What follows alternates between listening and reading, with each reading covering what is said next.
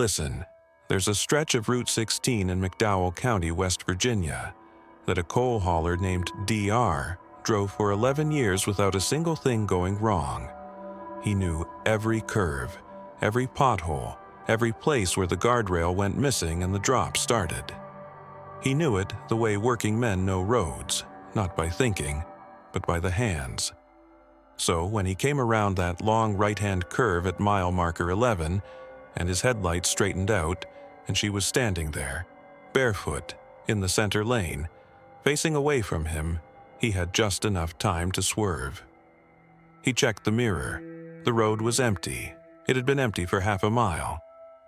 DR had been hauling coal and supplies across McDowell County since the early 90s. He was a practical man, mid-50s by the time he submitted this account anonymously, retired from night hauling, unwilling to attach his real name. The person who collected it described him as someone who chose every word carefully and never repeated himself. He said he'd driven Route 16 on a late October supply run dozens of times. Always the same stretch, always the same truck. An older Kenworth, a CB radio he kept low, a thermos of coffee wedged between the seat and the door. He left that night at 11:45 to beat a rainstorm that the forecast put at the Bartley area around 3 in the morning. The road would be slick by then. He'd seen that kind of slick take better drivers than him. He stopped for fuel in Welch before the Gap. Gas station attendant behind the counter, the kind of man who'd worked a register so long he'd stopped looking up. DR paid, filled the thermos from the pot by the window, and was almost out the door when the attendant said, without looking up, "You going through the Gap tonight?" DR said he was. The attendant didn't say anything else. DR stood there a second, waiting. Then he left. He told himself later that the silence hadn't bothered him at the time. It was the kind of thing men do in those parts. Start a sentence and decide it isn't worth finishing. He understood that. He was one of those men. Route 16 south of Welch runs through some of the deepest hollows in the county. At night in late October, the ridgelines eat the last of the light early, and the road gets narrow in a way that maps don't communicate. The shoulders are thin, the drop-offs don't always have guardrail, and the fog comes down from the ridge into the low sections like it's filling something up. DR knew all of that. It didn't bother him. He passed the Colwood turnoff, adjusted for the S-curve by habit, settled in. The CB was quiet. Country station low. The temperature gauge on the dash ticked upward as the cab heat kicked in, which meant the outside air was dropping faster than he expected. He noted that and moved on. Around mile marker 7, his headlights picked up something in the road ahead. Low to the ground, slow moving, crossing left to right. He slowed naturally, deer probably, or a raccoon big enough to look wrong at distance. By the time he reached the spot, there was nothing.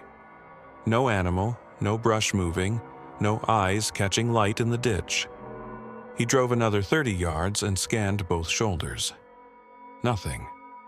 He told himself it was the way shadows fell from the ridgeline trees. The road played tricks at night when the light came in at the right angle.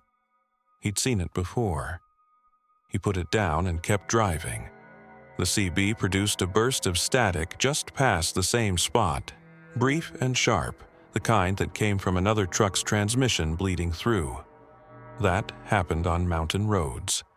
Terrain interference, signal bounce. He reached for the volume. And in the half-second before he turned it up, he thought, not heard, he was careful to say this, that the static sounded like a word. Maybe two. One of them might have been his name. He turned the volume up. Nothing. He turned it back down. He told himself what any reasonable person would. A fragment of someone else's conversation, breaking up in the mountains. It happened. It was not his name. What he didn't think about until later was that both things, The shadow, the static, had happened at the same section of road, the same quarter-mile between Marker 7 and the long straightaway before the Bartley Crossroad. He only put that together after the fact. At the time, he drank the rest of the coffee in the thermos, adjusted his grip on the wheel, and watched the fog thicken in the low stretch ahead. The fog sat in the hollows between ridges the way water sits. His headlights lit the first 20 yards of it, and then just made the white brighter. He slowed, kept center. The section of missing guardrail went by on his left. He knew exactly where it was without looking, the way you know a missing step on your own porch stairs. Past it, the road climbed slightly, the fog thinned, and he could see clearly again. Mile marker 9. The temperature had dropped another 2 degrees by the truck's outside gauge. The CB stayed quiet, he was making good time. And then, mile marker 11, the long right-hand curve. He came around it, the headlights straightened, and there she was. Center lane, barefoot, back to him. She wasn't on the shoulder. She wasn't near a mailbox or a driveway. She was standing in the center of the travel lane the way you'd stand in a hallway, like the road was hers, and she knew it.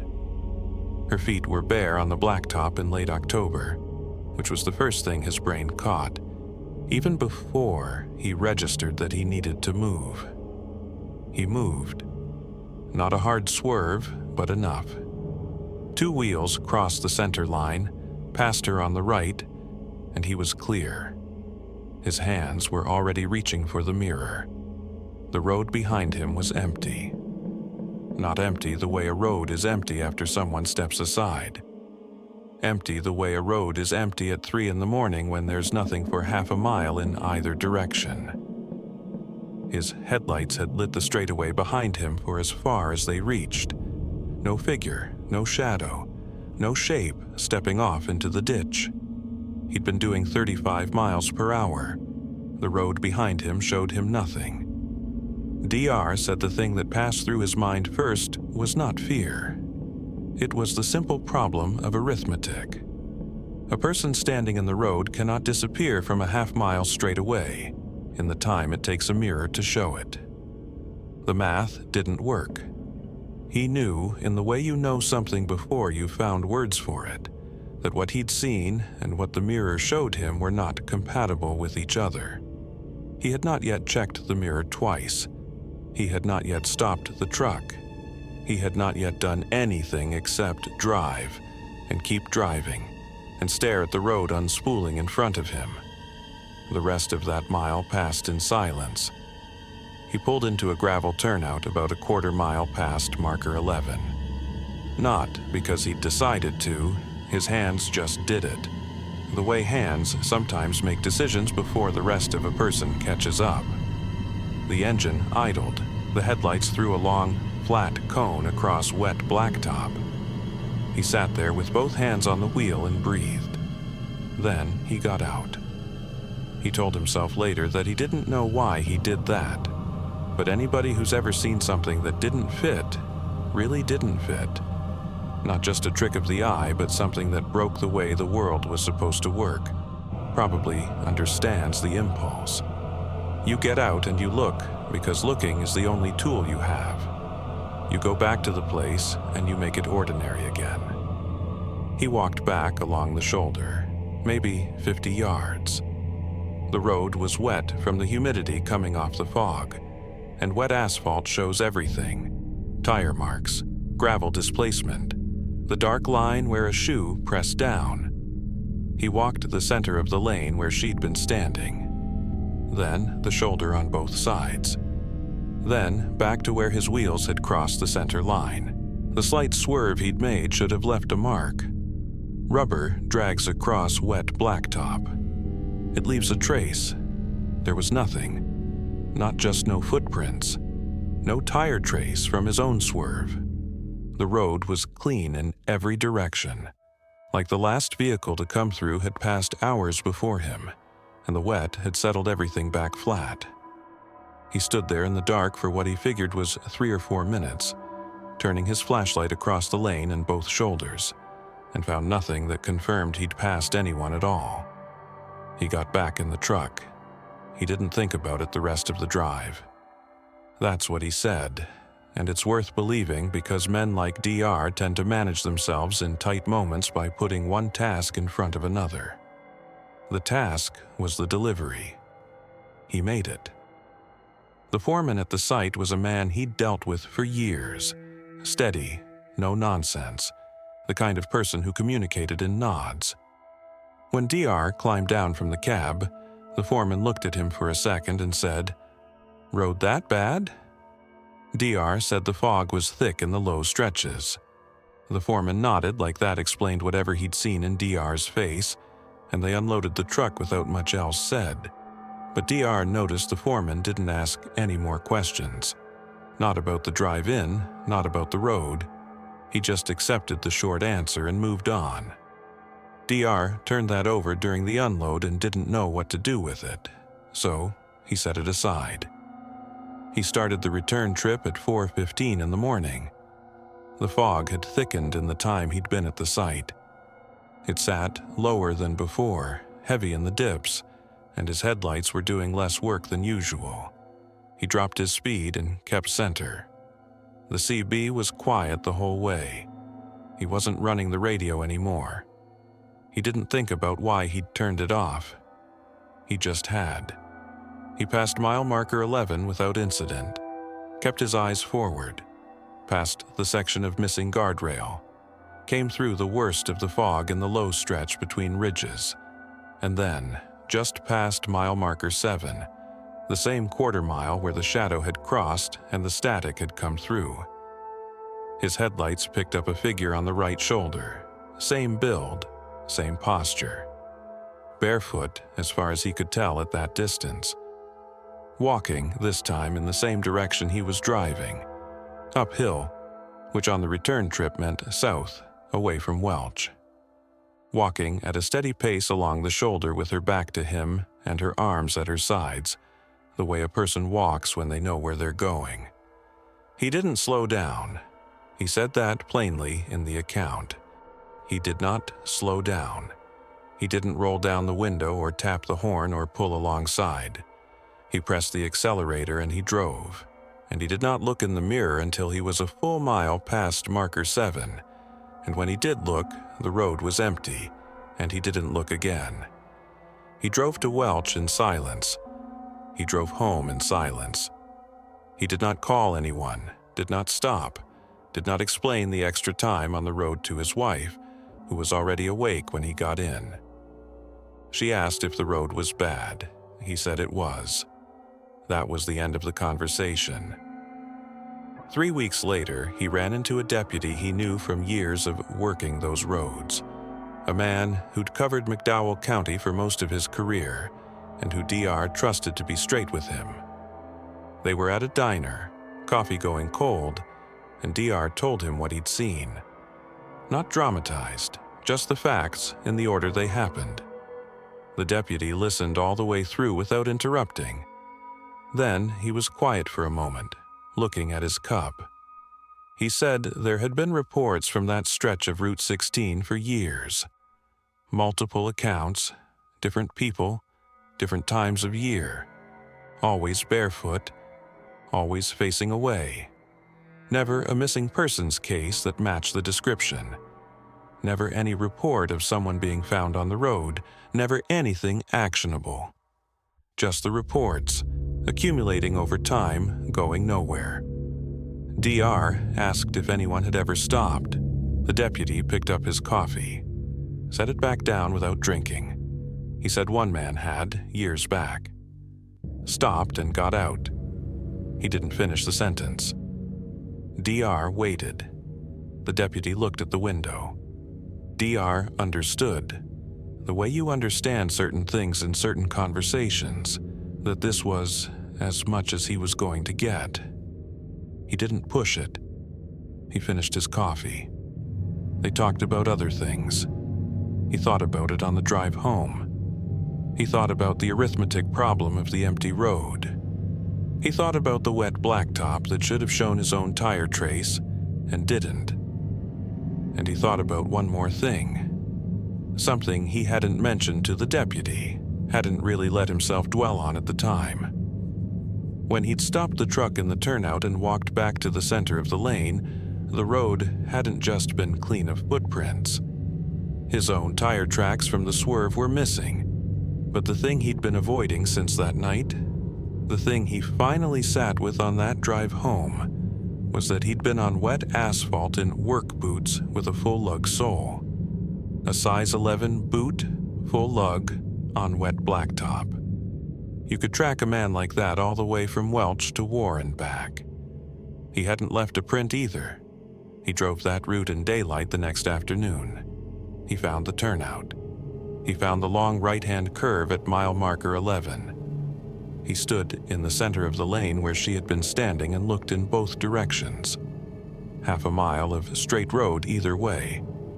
Open, daylight, ordinary. He stood there until the ordinary feeling of it settled into him. Then he drove home. He retired from night hauling within the year. Sold the route to a younger man, didn't explain why. He never drove Route 16 after dark again. The account was submitted years later, anonymously, with a note that said the details were accurate and that he had only one thing to add. The deputy's sentence was still unfinished as far as he was concerned, and he had decided that was probably for the best. The deputy never brought it up again. DR never asked him to. That account came from one road, the next one came from a family. There are stories people tell often. Stories they shape over time into something manageable, something that can sit at a dinner table without making the air go wrong. And then there are the ones that only come out twice in a lifetime. Late at night, bad weather outside, a long day behind the teller.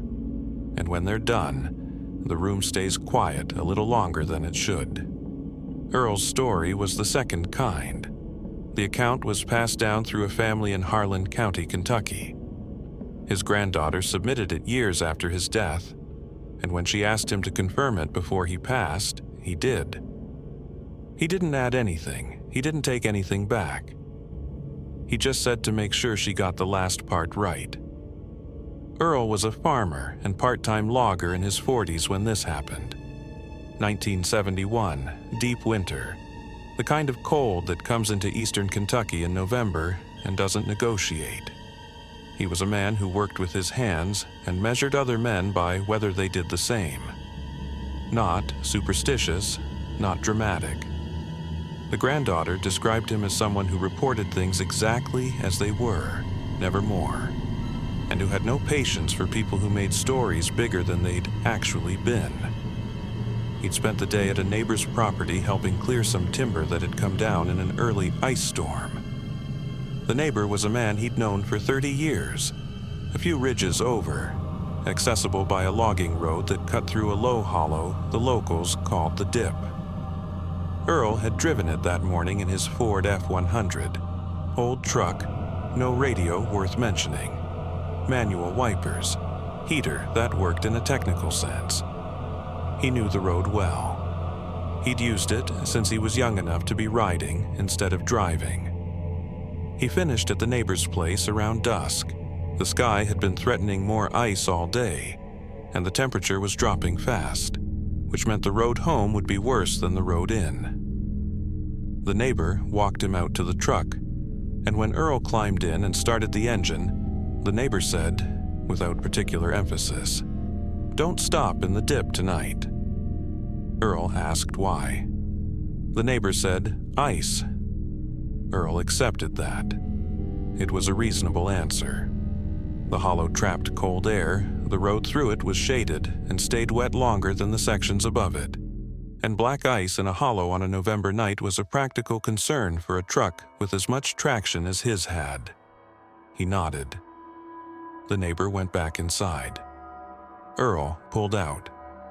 The road into the Dip ran downhill from the neighbor's property, through a gap in the ridge, and then followed the hollow floor for about a mile before climbing back up toward Earl's side of the ridge. Steep wooded slopes on both sides, the trees close enough that the canopy in summer turned it into a tunnel. In November, the branches were bare, and the headlights reached further into the tree line than they did in the warmer months. Further, but not far enough to see anything fully. He was about halfway through the hollow when he noticed the hand-painted sign on the cedar post. He'd passed it that morning without registering it. "No outlet," it said, black paint on a board, nailed at an angle to the post. He knew the sign was wrong. There was an outlet. He was using it, he'd used it his whole life, so he filed it as someone's old mistake and kept driving. That was when he saw it in the rearview mirror. Not clearly, not all at once. Just a shape in the tree line on the right side of the road, keeping pace with the truck. Low, dark, fluid in the way it moved through the underbrush. Not crashing, not thrashing, just moving. He slowed to 10 miles an hour. The shape slowed. He sped up to 20. The shape kept pace, holding the same position in the trees, roughly parallel with the rear quarter of the truck. He slowed again. The shape slowed. He stopped completely. The shape stopped. The truck sat idling in the middle of the hollow with the heater blowing cold and the wipers dragging across a dry windshield because he'd forgotten to turn them off. Through the rear view, the tree line was still. Whatever was in it had gone as motionless as the trees themselves. Earl sat and watched and did not move, and the hollow sat around him and did not move either, and the only sound was the engine and the wiper blades dragging back and forth. He put the truck back in gear and drove forward. The shape resumed, same pace, same position, like a shadow that belonged to the truck but had decided to walk beside it instead. He told himself what a reasonable man tells himself. Large animal, black bear maybe, curious about the noise and the lights, pacing the truck the way they sometimes paced horses. He'd seen bears do strange things. He knew that animals could behave in ways that seemed intentional without being intentional. He held on to that explanation and kept driving. Then he came to the first sharp curve. The road bent hard to the left, following the hollow's floor. The tree line on the right side of the road broke here. A section of maybe 30 feet where the ground was open between the road shoulder and the woods. A small clearing that had been a skid landing years ago when the timber crews worked through. Anything moving in the trees on that side would have to cross that open ground to keep pace through the curve. Earl watched the mirror through the turn. The shape crossed the open ground. Not running. Not bounding the way a bear moved when it covered distance. Moving at the same steady pace it had held the entire time, covering 30 feet of open ground in the time it took him to navigate the curve. Arriving back at the tree line on the far side without breaking rhythm, he saw it clearly for those few seconds. A dark mass, lower than a man, wider than it was tall, moving with a fluidity that didn't match any animal he could name. He drove faster. The shape kept pace. There was a second sharp curve 2/3 of the way through the hollow, this one bending right. Another open section, smaller, maybe 15 feet. He was doing 30 miles an hour by then, which on that road in those conditions was faster than he should have been. He watched the mirror through the second curve. The shape crossed the second open section. Same pace, same position. 30 miles an hour and it didn't hurry. He came out of the dip and hit the uphill grade, and by the time he reached the top of the ridge and the road opened back up, he was doing as fast as the truck could manage on that surface, and when he finally looked at the mirror again, the tree line behind him was empty. He drove the rest of the way home without stopping. He told the neighbor the next morning. The neighbor listened the same way the deputy in the other county would listen years later to a different account on a different road. Quietly, without surprise, without the particular expression of a man hearing something he found hard to believe. He said, "I told you not to stop in the dip." Earl said he hadn't stopped. Not after the first time. The neighbor nodded. Earl asked what would have happened if he had stopped and gotten out. The neighbor said he didn't know. Earl believed him. He said later that the neighbor's answer was the most honest thing about the whole night, that it was possible to know enough to give a warning without knowing enough to explain it, and that maybe that was the most accurate relationship a person could have with some parts of those mountains. He drove the dip twice more in his life, both times in full daylight, both times before noon. He went back the morning after the incident and found the section of tree line along the hollow, the stretch where the shape had moved, and walked it on foot. The branches on the right side of the trees, the side facing the road, were broken at a consistent height for about 40 yards. Not snapped in a random pattern, the way wind or falling limbs broke branches. Broken at intervals, at the same level.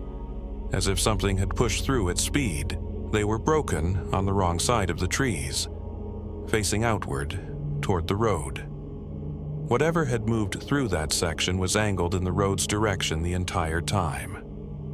Earl died in 1987. His granddaughter says the family still doesn't drive the dip at night. Not because they disbelieve the story, because Earl was not a man who told things unless they were true, and he only told this one twice in his life, and both times he made sure the person listening understood one thing clearly. Whatever held pace with that truck through 2 open clearings at 30 miles an hour had not been in a hurry. That hollow in Harlan County has a name the locals don't use much anymore. The next road doesn't have a name at all. Some accounts come from people who were passing through. Wrong turn, unfamiliar road, bad GPS signal, the usual ways an outsider ends up somewhere they weren't supposed to be. Those stories have a particular shape to them, a particular kind of fear that comes from not knowing the terrain well enough to understand what's wrong until it's already wrong. This one came from someone who knew roads for a living. Marcus had worked for VDOT, the Virginia Department of Transportation, for going on 9 years when this happened. Road crew, mostly Buchanan County, which is the kind of county where a significant portion of the road system exists in a state of negotiation between the Transportation Department and the mountains the mountains are not always losing. He knew remote roads. He'd overnighted in his truck before, stranded by washouts or equipment failures. And he approached those situations the way experienced outdoor workers approach most inconveniences. Methodically, without drama, one problem at a time. The account was submitted anonymously. The submitter identified himself only as a former VDOT worker from the Southwest Virginia coalfield region. He asked that the exact location not be specified. That request has been honored. The job that day was a culvert inspection on a service road in Buchanan County, a road that required driving a fire road to reach a secondary road to reach the service road itself. 3 layers there. Marcus had the location on a work order, the approximate coordinates on a handheld GPS unit, and a paper map that showed the fire road but stopped short of the service road entirely. That happened sometimes. Roads existed that maps hadn't caught up to, or roads that had been decommissioned on paper but were still physically present and still occasionally used for maintenance access. He reached the service road around 3 in the afternoon. The culvert damage was worse than the report had indicated. Significant undermining on the downhill side, the kind of repair that would need a crew and equipment, not a solo inspection. He documented what he needed, took his photographs, and turned the truck around to head out. The shoulder gave way. Not dramatically, just the soft, wet edge of a gravel road that had been taking rain for 3 days, collapsing quietly under the rear passenger tire as he attempted the turn. The truck settled at an angle, rear end low, and when he tried to pull forward, the tire spun without catching. He tried twice more. Then he shut the engine off and got out and looked at the situation the way a man looks at a situation he already knows the answer to. He was spending the night. He had a thermos with about 2 cups of coffee left in it, a rain jacket behind the seat, a work flashlight, the paper map, and the GPS unit with enough battery for another few hours if he used it sparingly. He had no cell signal. He'd lost that about 2 miles back on the fire road. His radio had one clear channel earlier in the afternoon, but the terrain interference had gotten worse as the afternoon went on, and by the time he settled in for the night, he was getting static more than signal. He tried the dispatcher twice, got fragments of a response that might have been acknowledgement, and decided that either they'd heard him or morning would sort it out either way. The service road ran between a steep wooded slope on one side and a creek on the other. The creek wasn't large, but it was loud the way mountain creeks get loud after rain, a constant rushing that filled the hollow and made it hard to hear anything below a certain volume. That detail mattered later. At the time, he just noted it as background noise and settled in. He leaned the seat back, set the alarm on his phone for 5 in the morning, and closed his eyes. He didn't sleep. That wasn't unusual for him in the truck. He was a light sleeper under the best conditions, and the cab of a work truck on a hillside angle wasn't the best conditions. He lay there with his eyes closed and listened to the creek and the occasional tick of the cooling engine and the rain that had started up again sometime around 10 o'clock, light but steady on the roof of the cab. Around midnight, the footsteps started. He heard them clearly despite the creek. Gravel shifting under weight, slow and deliberate, moving along the driver's side of the truck from the rear toward the front. One step, then another, then another. Measured. Not an animal's random movement through gravel, but something walking with intention, at a human pace, along the length of the truck. Marcus turned on the cab-mounted work light. The gravel beside the truck lit up and showed him nothing. The footsteps stopped at the same moment the light came on. He waited. The creek ran. The rain tapped the roof. Nothing moved in the light. He told himself what the situation called for. Another worker who'd come in from the fire road and was checking on the stuck truck, or a local who'd seen the lights and come to investigate, or sound carrying from somewhere further up the slope in a way the terrain made strange. All of those were possible. All of them were more likely than the alternative. He kept the light on for about 10 minutes, saw nothing, and turned it off. 20 minutes later, the footsteps resumed. This time, they came from the passenger side, moving front to rear at the same pace. Same deliberate spacing. 2 feet, not 4. He was certain of that. He'd worked enough outdoor jobs to know the difference between an animal moving through gravel and a person moving through gravel, and this was a person's gait, unhurried and even.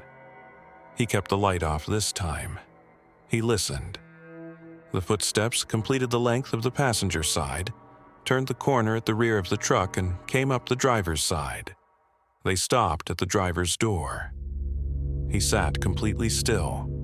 The creek ran. The rain ran. Whatever was standing outside the driver's door was not moving. After about a minute, the footsteps resumed and completed a full circuit of the truck. Then another, then a third. Always the same pace, always pausing at the driver's door, always moving on. By the third circuit, Marcus had his hand on the door lock, not because he thought the lock would stop anything serious, but because the physical act of holding it was something to do. A practical response to an impractical situation. On the fourth circuit, the footsteps stopped at the driver's door and did not resume. He waited. Nothing. Then, close enough that it could not have been more than a foot from the glass, a voice said his name. Not shouted. Not called out the way you'd call to someone you weren't sure was there. Said the way you say a name when you already know the answer, when you're confirming something rather than asking. Low and even through the glass, just his first name. Marcus did not answer. He reached up slowly and turned off the interior dome light he'd had on dim. The cab went completely dark. He sat in the dark with his hand on the door lock and his back against the seat, and he did not make a sound. The voice did not repeat. He stayed that way for a long time. The footsteps did not return. The creek ran on. The rain thinned and eventually stopped somewhere around 2 in the morning, and the silence that replaced it was the particular silence of a mountain hollow after rain, dense and close, like the air had weight. At 4:40, the footsteps came back. One final circuit, slow and unhurried, the same measured pace as before. Around the rear, up the passenger side, across the front, down the driver's side. They stopped at the driver's door. Marcus put both hands on the lock and did not breathe. The footsteps continued past the door, completed the circuit, moved toward the rear of the truck, and faded into the sound of the creek. He didn't hear them again. At 5:15, the first gray light came into the hollow. At 5:50, he could see clearly. At 6:15, a crew truck came up the fire road with 2 of his co-workers and a come-along, and they had him out in 20 minutes. One of the crew members, rigging the strap, stopped and pointed at the gravel alongside the driver's side of the truck. He asked if Marcus had gotten out during the night. Marcus said no. The crew member said there was a circle of footprints around the truck, 1 set, 2 feet, human-spaced, and asked whose they were. Marcus said he didn't know. They looked at the prints together. The boots Marcus had been wearing all day were size 11, lug sole, the standard issue work tread. The prints in the gravel were narrower. No tread pattern at all, just a smooth-soled shoe or a bare foot pressing into wet gravel. The kind of print that meant someone had been walking that circle all night without anything between their foot and the ground. It had been below 40 degrees since before midnight. Marcus transferred to a day shift crew within the month. He didn't explain the reason to his supervisor, and his supervisor didn't press him, which Marcus said later felt like its own kind of answer. He looked up the service road in the county maintenance records before he left and found a designation he hadn't seen before, a notation in older records added in 1961 that read, "Limited use overnight." No explanation, no name attached to the entry, just the designation, sitting in the file for 60 years, as if someone had known something needed noting and had decided that noting it was as far as they were willing to go. He still works roads. He submits after-dark assignments to other crew members now, and nobody on his current crew has ever asked why. The road didn't have a name. The next one does, but the people who grew up near it don't use it. Ray and Connie Henley were the kind of travelers who did things correctly. They booked accommodations in advance, kept a paper atlas in the back seat even though Ray's phone had navigation, stopped for gas before they needed it rather than when they needed it, and had been married long enough to have worked out a road trip system that functioned without much discussion. Ray drove. Connie tracked. It had worked for 30 years of the weekend trips, and it worked on the drive into West Virginia that October, right up until the point where it stopped working entirely. They were from Columbus. Retired, comfortable, not particularly adventurous. Connie's word for their travel style was deliberate, which was accurate. The trip was a fall foliage drive through the southern coalfield counties, Clay and Nicholas and Webster, the kind of route that takes you through country you wouldn't otherwise see and deposits you, eventually, back on a numbered highway with photographs and a story about a good meal in a small town. They had done similar trips in Vermont, in Tennessee, in the North Carolina mountains. They understood that rural roads required patience, and that GPS became unreliable in terrain like this, and they had planned accordingly. The gas station where they stopped was a small operation at a Clay County crossroad. 2 pumps, a bait case along one wall, a coffee maker that had been running long enough to make the coffee a form of opinion. The woman behind the counter was in her 60s, efficient and unhurried, the kind of person who had answered tourist questions for decades and had calibrated her helpfulness to exactly what was needed and no more. She gave them directions to the scenic overlook route without being asked twice, pointing out 2 turns and a landmark in terms of distance and compass direction rather than road names, which was how people in those counties gave directions because the road names weren't always on signs. She was already moving back to her work when she added the last part. Not as a warning exactly, more the way you mentioned that a particular store closes early on Sundays, a piece of practical information you'd feel responsible for not passing along. She said if they ended up on Gentry Road, don't stop to ask for directions. Nobody on that road would give them directions out. Connie wrote it in her travel notebook. The notebook was a small spiral-bound thing she kept in the door pocket, used for logging miles and good restaurants and things she wanted to remember. She wrote it down the way she wrote everything down, as a useful detail, as local color, as the kind of thing you read back to your husband later with a smile. Ray heard it and filed it the same way. They paid for the coffee and got back in the car. The first 8 miles of the route were exactly as described. Good road, reasonable surface, the kind of October color in the tree line that made the drive feel worthwhile.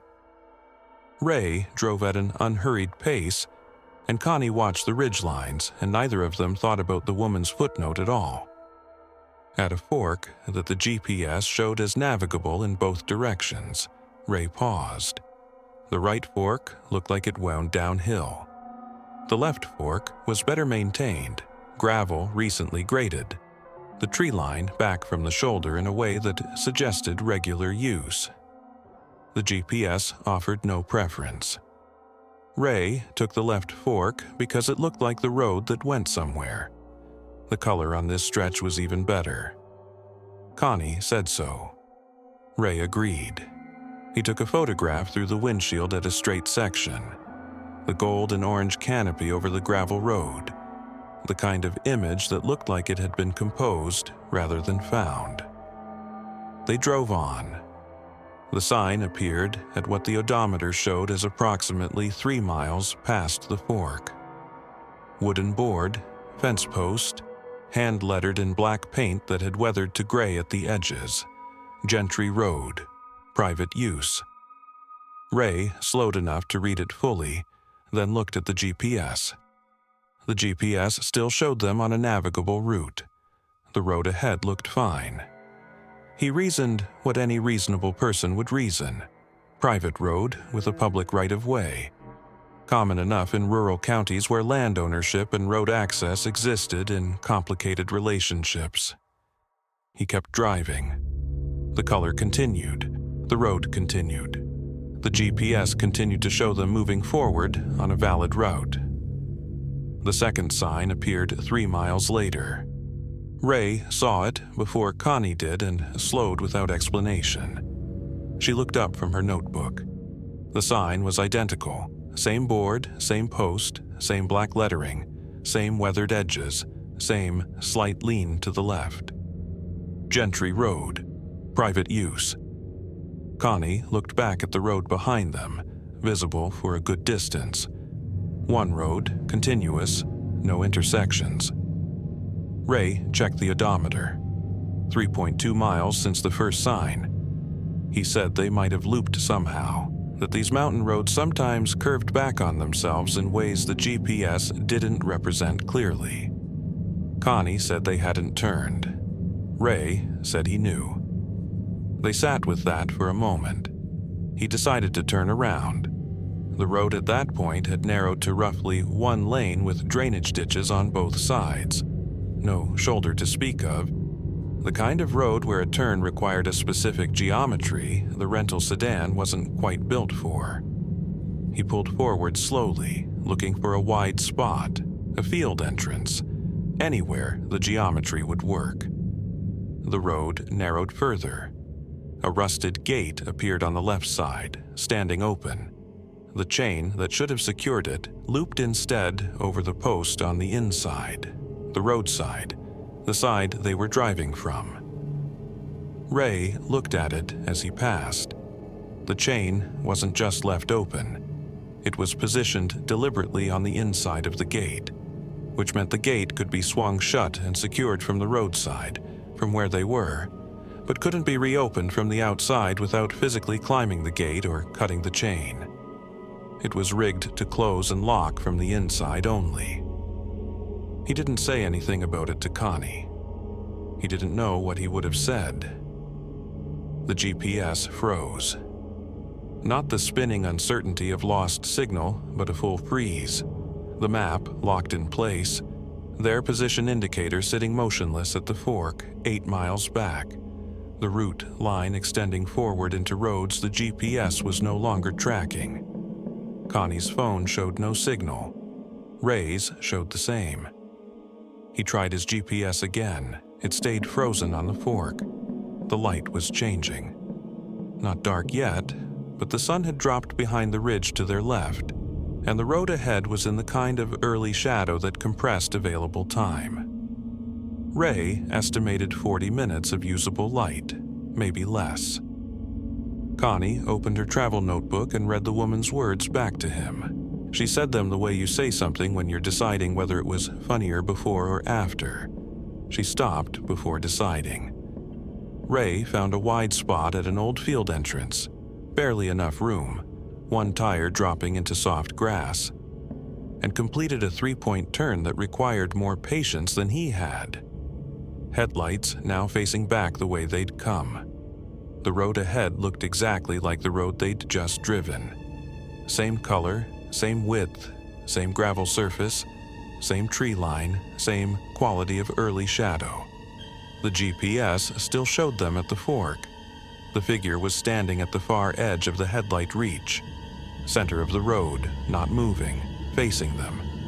A person, that much was clear even at that distance. Standing still in the middle of the road, in the headlights, not raising a hand, not stepping aside, not reacting to the light in any visible way. Just standing there the way someone stands when they have been standing there for a while and intend to continue. Behind them was the road that had already shown them the same sign twice. In front of them was the only road out, and something was standing on it. Ray left the car and drive. Connie kept her eyes on the figure. Ray kept his hands on the wheel and his foot on the brake, and neither of them said anything, because there wasn't anything to say that would have helped. The figure was in the road. The road was the only way out. Those were the facts, and the facts didn't leave much room for conversation. Ray let the car ease forward. He kept it slow, 5 miles an hour, maybe less, the way you approach something you're not sure about, leaving yourself time to stop without deciding in advance whether you will. The headlights moved with the car, and the figure moved toward them in the light. Or rather, the light moved toward the figure, filling in details the distance had withheld. A man. Older, that was the impression, though the light made it hard to be certain. Work clothes dark, the kind of clothing that didn't have a specific decade because it belonged to all of them. Boots, as far as Ray could tell, both hands at his sides.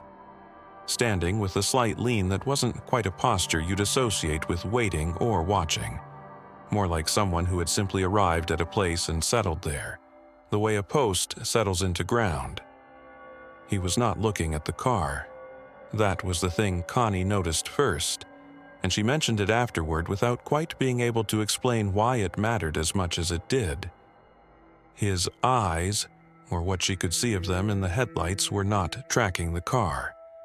They were fixed on some point straight ahead of him, beyond the car, in the direction they'd come from, as if the car and its lights and its 2 occupants were not the relevant thing in his field of attention at all. Ray drove around him on the left, 2 tires drifting onto the soft shoulder. the passenger side of the car passing close enough that Connie could have reached the door handle and touched it without fully extending her arm. She looked at the figure as they passed. He did not turn. He did not shift his weight. He did not react to the car moving alongside him in any way that she could detect. In the rearview mirror, he was still standing in the center of the road, facing the same direction as before, not watching them go. Ray accelerated. He drove without speaking. Connie watched the mirror. The figure stayed visible, a dark shape in the red wash of the brake lights, until the road curved and the mirror showed only road.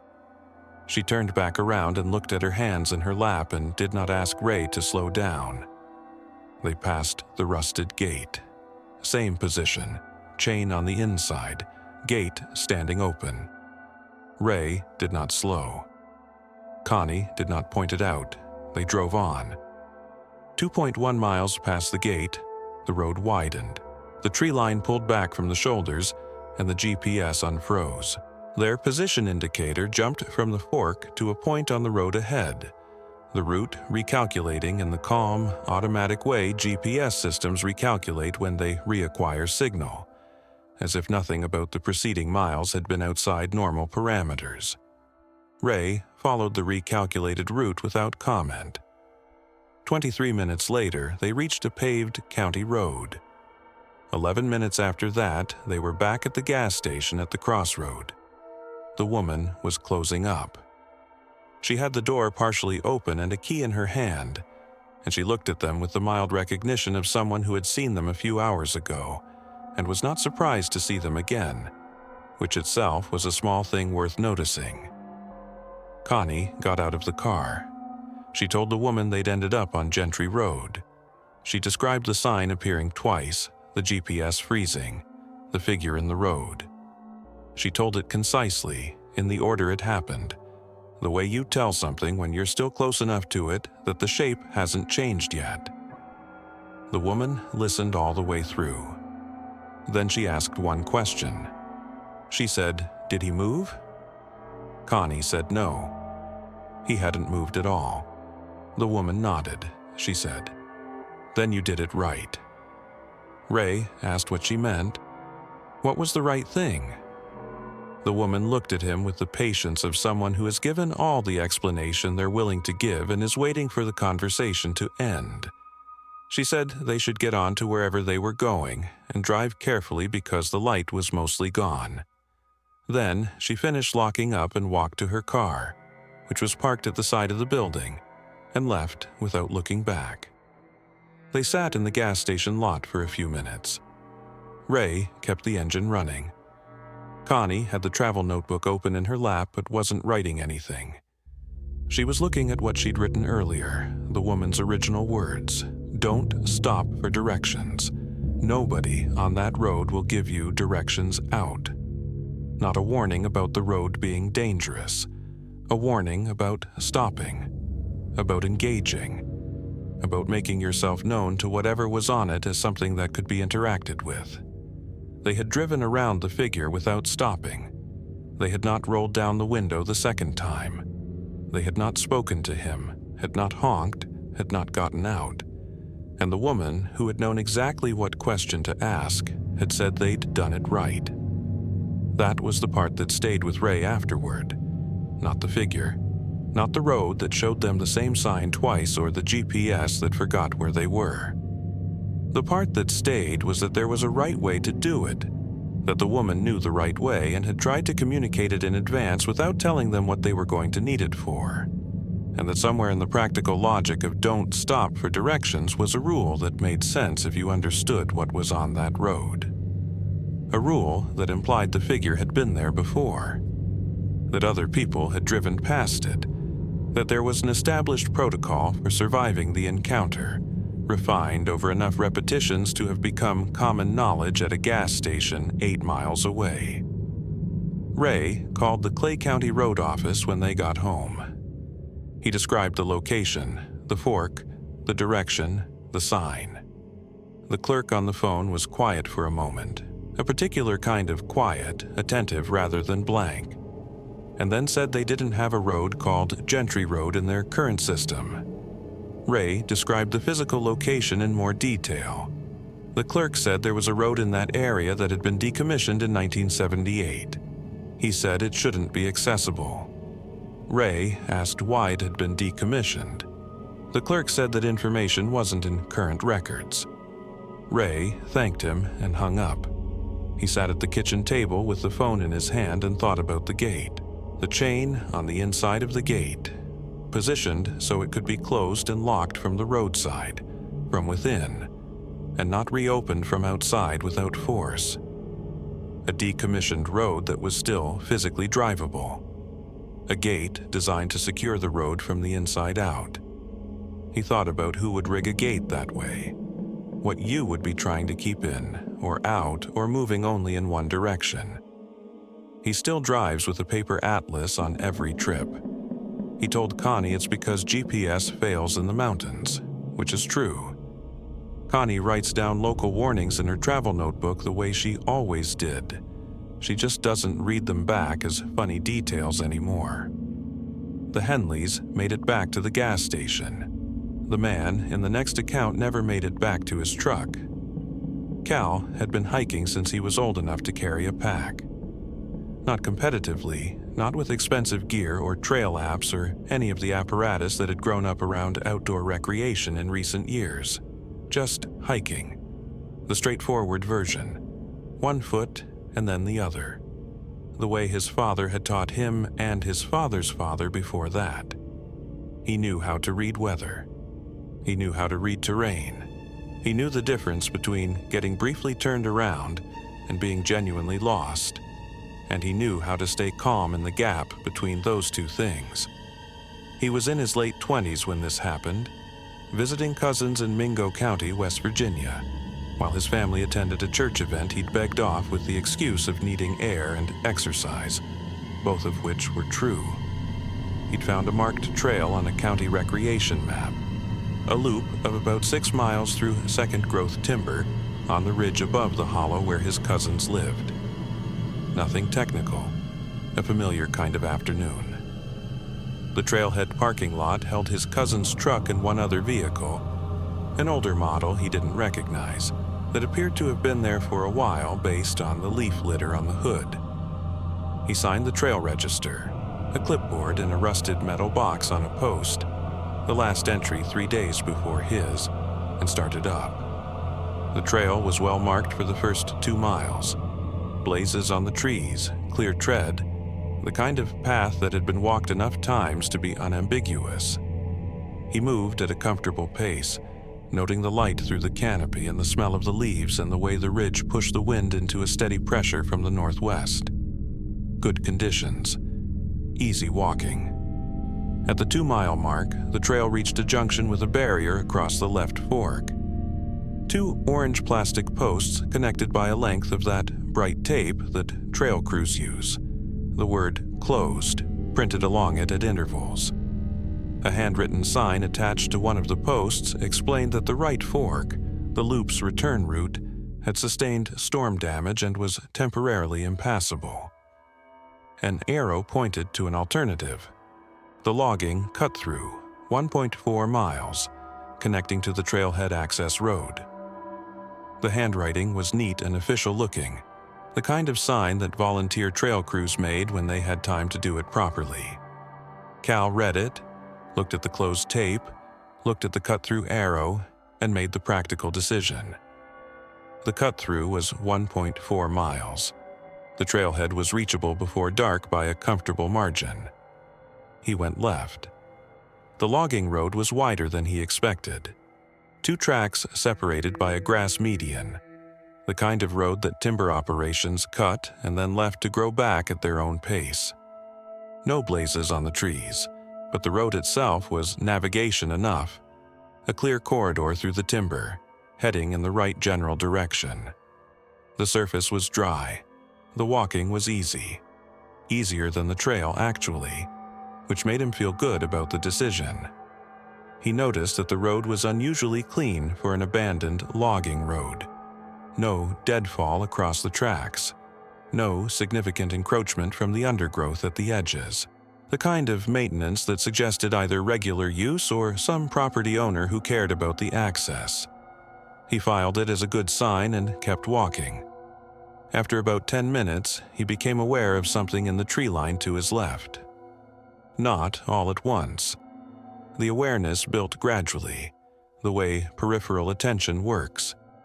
A series of small signals that individually meant nothing but accumulated into a pattern his body understood before his mind caught up. Movement in the trees, approximately 20 feet off the road, keeping pace with him. The sound of it was subtle.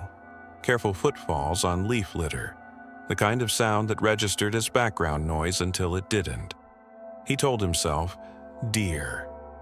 The sound was consistent with a deer paralleling him at a cautious distance, curious about the human on the road.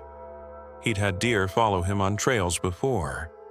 It was common enough behavior that it didn't need a second thought. He slowed his pace slightly. The movement in the tree line slowed. He attributed that to the deer adjusting to his speed, which was exactly what deer did, and kept walking, a little more alert than before but not alarmed. The sound continued. Footfalls he measured, spaced for a walking pace. He counted the interval between steps without meaning to. Regular, very regular. He stopped to tie his boot. The footsteps stopped at the same moment he did. Not a second after. Not a second before. The same moment. As if whatever was in the tree line had been watching his feet, not his body, and had read the intention in the movement before the movement completed. Cal finished tying his boot and straightened up. The tree line was silent. He stood still and listened to the silence for longer than he would have if the silence had felt normal. It didn't feel normal. It felt like a held breath. He started walking again. The footsteps resumed within 2 of his own steps. He changed his pace, slowed to nearly a stop, then sped back up. The footsteps matched the change. He varied his stride length, taking shorter steps and then longer ones. The sound in the tree line adjusted, always arriving back at the same relative position, roughly parallel with him, slightly behind, 20 feet into the timber. He stopped 3 times in 50 yards. Each time, the footsteps stopped with him. Not after a delay, not gradually, at the same moment, as if they were attached to his own steps by something he couldn't see. This was not deer behavior. He knew that clearly and without needing to examine it. Deer spooked and bolted, or deer lost interest and wandered. They didn't pace a person with this kind of precision, didn't modulate their movement this carefully, didn't hold position this consistently through multiple speed changes and stops. Whatever was in the tree line was not making a deer's decisions. He had his phone in his jacket pocket. No signal, which he'd known since the trailhead. He had a small folding knife on his belt, the kind he always carried hiking, useful for 100 trail purposes and not particularly reassuring in this context. The road ran forward and backward, with no cover, no elevation, no position that was better than any other position. He thought about running. He considered it seriously, the way a practical person considers a practical option, measured it against what he knew. If he ran, whatever was in the tree line would either pursue or it wouldn't. If it pursued, it had already demonstrated that it could pace him at a walking speed, which meant that speed was not his advantage. Running would tell it something about his state of mind. Running would make noise that would cover other noise. Running would exhaust him on an unfamiliar road in failing light. He sat down in the center of the road. Not against a tree, not to the side, in the center of the road, cross-legged, facing forward, the way you sit when you've decided that sitting is a deliberate choice rather than a failure. He turned off his flashlight, which had activated automatically as the light dropped under the canopy. He put his hands in his lap. He made himself as quiet as he knew how to be. The footsteps in the tree line stopped, not the gradual cessation of an animal losing interest and drifting away. A stop, clean, immediate, at the moment he sat. The tree line went from that careful, measured sound to nothing, and the nothing was complete. He sat in it. The light finished dropping. The road went from dim to dark around him, and he stayed in the center of it and did not move. He could hear the wind on the ridge above the tree line. He could hear, far off, the sound of a road, a real road, a county road somewhere below, the occasional passage of a vehicle. He focused on that sound and kept his breathing steady and did not reach for the flashlight.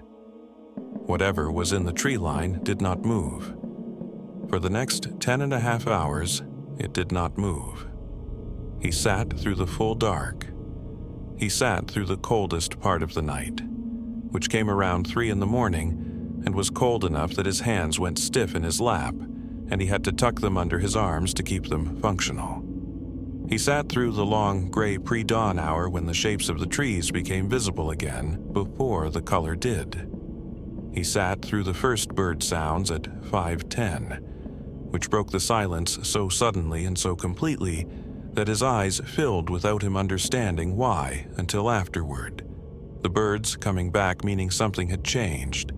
Some quality of the air or the dark had shifted. Some condition that had held through the night had released. At 5:50 he stood up. His legs had gone past aching to a kind of wooden numbness. He stood in the center of the road and listened for a full minute. Nothing from the tree line. He turned on the flashlight. The road ahead was empty. He walked the remaining 6/10 of a mile to the trailhead without incident.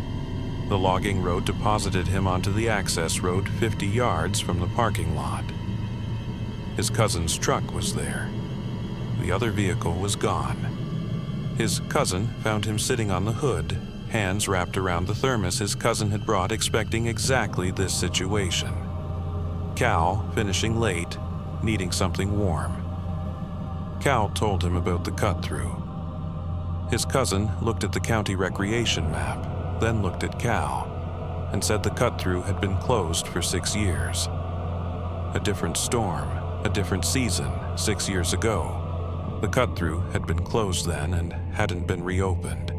The sign that directed Cal onto it should not have been there. They drove back to the trailhead junction and looked at the barrier across the loop's return route. The 2 orange posts were there. The closed tape was there. The handwritten sign directing hikers to the cut-through was gone. The post it would have been attached to had no nail holes. No holes, no tears in the wood, no marks that suggested anything had ever been attached to it at any point. Cal's cousin is one of 3 people Cal has told the full account. He asked all 3 not to share it. He shared it anonymously through a documentation project because, he said, it needed to exist somewhere. He said the part he came back to was not the footsteps, and not the night, and not even the sign with no nail holes. It was the moment he sat down. The immediate, complete silence that followed. Not the silence of something retreating, but the silence of something that had simply stopped, that was still there, but had ceased to move, that was waiting with a patience that made his own 10-hour wait feel brief. He didn't know what it was waiting for. He didn't know if sitting down had ended something or only paused it. He doesn't hike alone. He hasn't since. Nadine was a passenger.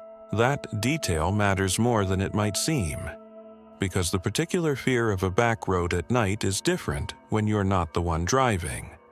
When the decisions about speed and direction and whether to stop belong to someone else, and your job is to sit in the seat beside them and watch the dark come in through the windshield, and trust that the person with their hands on the wheel is reading the situation correctly. She trusted Brett. She'd known him since high school, and he was the kind of person who inspired that particular confidence. Steady, locally raised, someone who knew the roads in Pike County the way DR knew Route 16. not by consulting anything, but by having driven them enough times that the knowledge had moved from his memory into his hands. He was not a reckless driver. He was not someone who took chances. When he said the shortcut off 197 saved 20 minutes, and he'd used it a dozen times, Nadine believed him, because it was true. The account was submitted anonymously by Nadine herself, several years after it happened. She changed both names and withheld the specific road identifier beyond the general reference to the 197 corridor in Pike County. She said she wasn't sure what had happened. She said she was sure something had.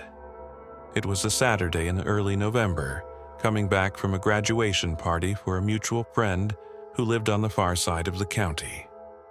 11:30 at night, maybe a little after. Brett checked his watch when they left and didn't mention the time, which meant it was fine. The drive was supposed to take 40 minutes by the main road, 20 by the shortcut.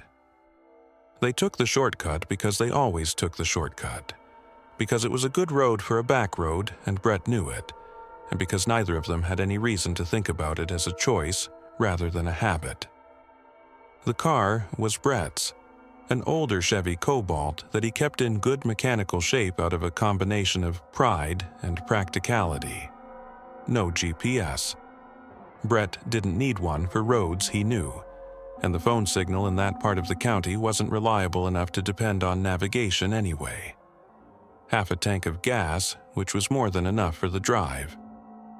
Nadine had downloaded music before they left the party because she knew the signal would drop, and she had her earbuds in for the first few miles, comfortable and not particularly paying attention to the road.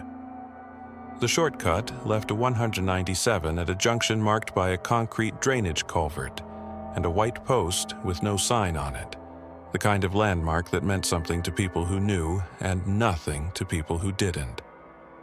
Brett turned without slowing, and the gravel road opened up ahead of them, and Nadine took out one earbud and looked out the window at the dark tree line going past, and felt the particular contentment of a party successfully concluded and home getting closer. They talked for the first few miles. The party, a friend's new job, whether they wanted to stop somewhere for food, even though nothing would be open. The comfortable conversational debris of people who'd known each other long enough that silences didn't need filling. The silence came eventually and was easy. Nadine put the earbud back in. Brett drove. The conversation had trailed off, and Nadine was looking at her phone, not really reading anything, just the ambient glow of it, when Brett slowed and said, without particular alarm, that they should have reached the junction by now. She took out the earbud. He showed her the odometer. 5.4 miles. The junction with the Pike County Road came at 3 miles on this route. He was certain of that. Had driven it enough times to be certain. They were 2.4 miles past where the junction should have been, and the road ahead looked exactly like the road behind them. Same width, same surface, same tree line. The kind of visual consistency that stopped being reassuring the moment it became suspicious. Brett slowed further, and they both looked at the road. No junction visible ahead. No intersection, no wider spot, no mailboxes or driveways that would suggest a property and therefore an approach road. Just the gravel shortcut continuing into the headlights and then into the dark beyond. He decided to continue to the next recognizable point. He'd been on this road enough times that something would eventually look familiar, and he'd be able to recalibrate from there. Nadine agreed. She put the phone away and watched the road. The culvert appeared about a mile later. She recognized it before Brett said anything. A concrete culvert crossing under the road, the particular size and angle of it. A small rusted drainage pipe extending from the embankment on the right side. She had registered it on the way in, the way passengers register landmarks without quite deciding to, and she was certain it was the same one. The same culvert that had been at mile 1.8 on the inbound trip. Brett stopped the car. They got out together and stood in the road and looked in both directions. The headlights showed them road going forward, and the brake lights showed them road going back, and both directions looked identical. Same gravel, same tree line, same quality of dark beyond the lights. No way to determine, standing there, which direction was which. Brett decided to reverse. If they'd somehow gotten turned around without realizing it, reversing would take them back toward 197, and they could start again. He got in and drove backward for 200 yards until the road curved and reversing became unsafe. He turned the car around, there was just enough width for it, and drove forward. They passed the culvert again. Nadine counted the distance on the odometer from when they'd turned around. 0.3 miles, the same culvert, the same rusted pipe, the same embankment angle, at a different distance from where they'd turned than it should have been if the road was behaving like a road. Brett stopped the car in the center of the road and left the engine running. He sat with his hands on the wheel and said nothing for a moment, doing the kind of thinking that required silence. Nadine reached for her phone. No signal. She tried his. He handed it over without being asked. No signal. She tried the GPS function without cell data and watched it spin and fail to locate them. She put both phones in the cup holder. She thought about using the horn. It was the natural impulse. They were stuck. It was nearly midnight. A horn might reach someone. She opened her mouth to suggest it, and then didn't. She couldn't have explained why, not at the time. Later, she said it felt like the wrong kind of announcement to make, like declaring yourself to something that hadn't fully decided you were there yet. Brett didn't suggest the horn either. They sat with the engine running and the headlights on, and the heater doing its limited best against the November air coming through the seals around the doors. The ditch on both sides of the road was running full from the recent rain. Not overflowing, but high enough that driving into it intentionally wasn't an option. The road itself was the only navigable surface, which they already knew, which the road seemed to know as well. The rain came back. Not heavy, but steady, tapping the roof with the particular rhythm that rain finds on a car roof at night when everything else is quiet. The ditch water ran on both sides. The engine idled. The culvert sat in the headlights 30 yards ahead of them like something that had been there for a long time and intended to continue. Brett checked his watch. They had been on the shortcut for 47 minutes. The drive should have taken 12. He was the one who saw it first. He touched Nadine's arm and she looked up from the ditch water she'd been watching and followed his eyes to the headlights. Something was standing at the far edge of the light. Not at the culvert. Beyond it, further up the road, at the point where the headlights thinned to almost nothing before the dark took over. Standing on the right side of the road, partially in the tree line, partially in the light. Still, the shape of a person, upright, the right height, the right general proportion, but far enough away that the details dissolved into suggestion. It was not moving. The rain tapped the roof. The ditch water ran. The engine idled. The shape at the edge of the light stood where it was and did not move and seemed in no particular hurry to do anything at all. Behind them was the road that looped. In front of them was the only direction they had, and something was standing on it. Brett put the car in drive. He didn't announce it. He didn't ask Nadine if she was ready or tell her what he was going to do. His foot came off the brake, and the car moved forward at the pace of a man walking, the headlights advancing toward the shape at the edge of the light, the rain still tapping the roof, the ditch water still running on both sides. Nadine put her hand on the door handle, not to open it, just to have her hand somewhere that felt solid. The shape resolved as they approached. A person, standing at the right edge of the road where the gravel met the embankment above the ditch. A man was Nadine's impression. Tall, in dark clothing, standing with his arms at his sides and his weight distributed the way a person distributes their weight when they've been standing somewhere for a long time and have stopped thinking about it. He was facing the road, not facing them specifically, not tracking the headlights, just facing the road the way you face a window you've been looking out of long enough that you're not really seeing it anymore. Brett slowed to a near stop as they came alongside. The ditch to the right was running high. Nadine could see it clearly from the passenger side, the water dark and fast, and at least 1.5 feet deep, the embankment above it steep enough that standing on it would have required planting your feet carefully.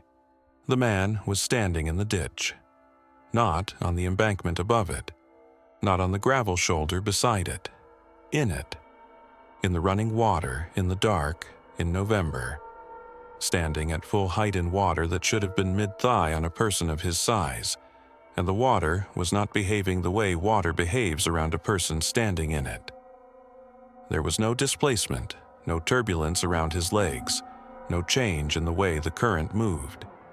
He stood in it the way a post stands in it, as if the water had learned to go around him so long ago that it no longer remembered doing anything else.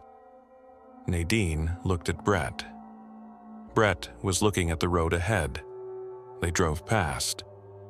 She turned in her seat and watched through the rear window. The man was still standing in the ditch, facing the road, as the brake lights washed him red and then the darkness took him. She watched until the road curved and the rear window showed her nothing but road and rain. She turned back around. She did not describe what she'd seen to Brett until they were on a paved road. Some things need a certain minimum distance before they can be spoken aloud. 0.3 of a mile past the man in the ditch, the road widened. A yellow county road sign appeared in the headlights. A junction. An actual junction. The first they'd seen since leaving 1-97. The sign indicated a road number Brett recognized. He took the only available turn without hesitating, and 1.1 miles later the gravel ended and the pavement of a county road began, and the GPS on Nadine's phone reacquired signal and told them they were 11 minutes from home. Brett checked his watch at the junction. 47 minutes on the shortcut, plus the time since. His watch was analog, wound that morning, not subject to network correction. Nadine checked her phone. It had been in airplane mode since they lost signal, running only on its internal clock. Both showed the same gap, 35 minutes longer than the drive should have taken, with no accounting for where those minutes had gone. They drove the rest of the way without conversation. Nadine described it later as a specific kind of silence.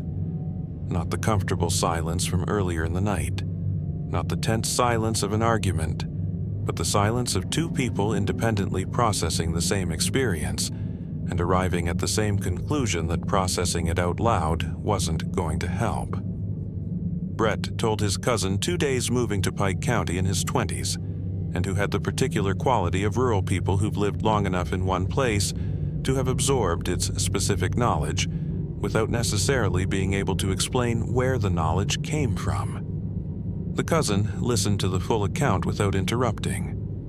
When Brett finished, he was quiet for a moment, and then he asked the same question the gas station woman in Clay County had asked the Henleys, one question, specific, aimed at the detail that mattered most. He said, "The one off 197? Brett said yes. The cousin nodded slowly, the kind of nod that isn't agreement so much as confirmation. The nod of someone hearing a thing they'd been expecting to hear eventually. He said, "Don't use that one anymore." Brett asked why.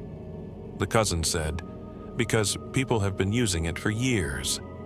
It never used to do that." That was all he would say. Brett pushed a little. What did it used to do? What changed? When did it start? and the cousin answered each question with a variation of the same response.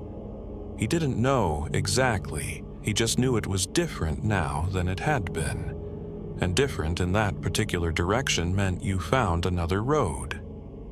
He said it the way people say things they learned from someone older than them, received wisdom with the original reasoning worn off, the rule surviving the explanation. Nadine filed a non-emergency report with the Pike County Sheriff's Office a week after the incident. She drove to the office herself, which she said felt important, filing it in person, making it an official thing, rather than a phone call that could be received passively. The deputy who took the report was a younger man, professional and unhurried, who wrote down what she told him in the order she told it. He asked clarifying questions as she went: speed, direction, approximate time, weather conditions, standard questions, the kind asked to establish a clear record. When she reached the part about the man standing in the ditch, he stopped writing for a moment. He looked at his notepad, then he looked at her and asked, "Was he standing in the water?" Nadine said yes. The deputy wrote something down. He didn't share what. He said he'd note the report and that someone would look into the road condition, meaning the looping behavior and the GPS failure, framing it as a possible signage issue or terrain mapping error. Nadine said she understood. She asked if there had been other reports from that road. The deputy said he couldn't speak to other reports. She asked if the man in the ditch had been reported before. The deputy looked at his notepad again. He said, "I'll note it." She drove home, thinking about the way he'd asked that specific question. Was he standing in the water? Before she'd fully described the ditch, as if the water were the detail he'd been waiting for, the piece of information that told him which report this was. Nadine pulled up the road on satellite maps that same evening. The shortcut off 19I appeared clearly on imagery from 2008, a gravel road running through the hollow, visible as a pale line through the tree canopy, connecting to the Pike County Road at the junction where Brett had turned. It was there in 2010, there in 2012. In 2015, the imagery showed the same hollow, the same tree canopy, the same general terrain, and no road. Not overgrown, not faded, not the ghost of a road that had been reclaimed by vegetation, simply absent, as if the hollow had always been unbroken forest, and no road had ever run through it. She checked 6 more years of imagery. The road appeared on nothing after 2012. A local historian who maintained a Pike County land history blog had written about the hollow 2 years before Nadine found the post. He documented a 2009 federal land acquisition, Army Corps of Engineers, watershed management, a parcel that included the hollow the shortcut ran through. The acquisition note in the county records said, "Access road decommissioned, legal right-of-way terminated." The road should not have been accessible from the 197 junction after 2009. They had driven it in 2019. Brett's odometer showed 12.7 miles for a drive that the county road measured at 6 miles when Nadine drove the main route and checked. She drove it twice to be sure. 6 miles both times. The fuel gauge on Brett's car had dropped as if they'd driven 12.7 miles. The engine hours, which Brett tracked for maintenance purposes, showed the same discrepancy. He drove the shortcut in daylight 3 weeks after the incident.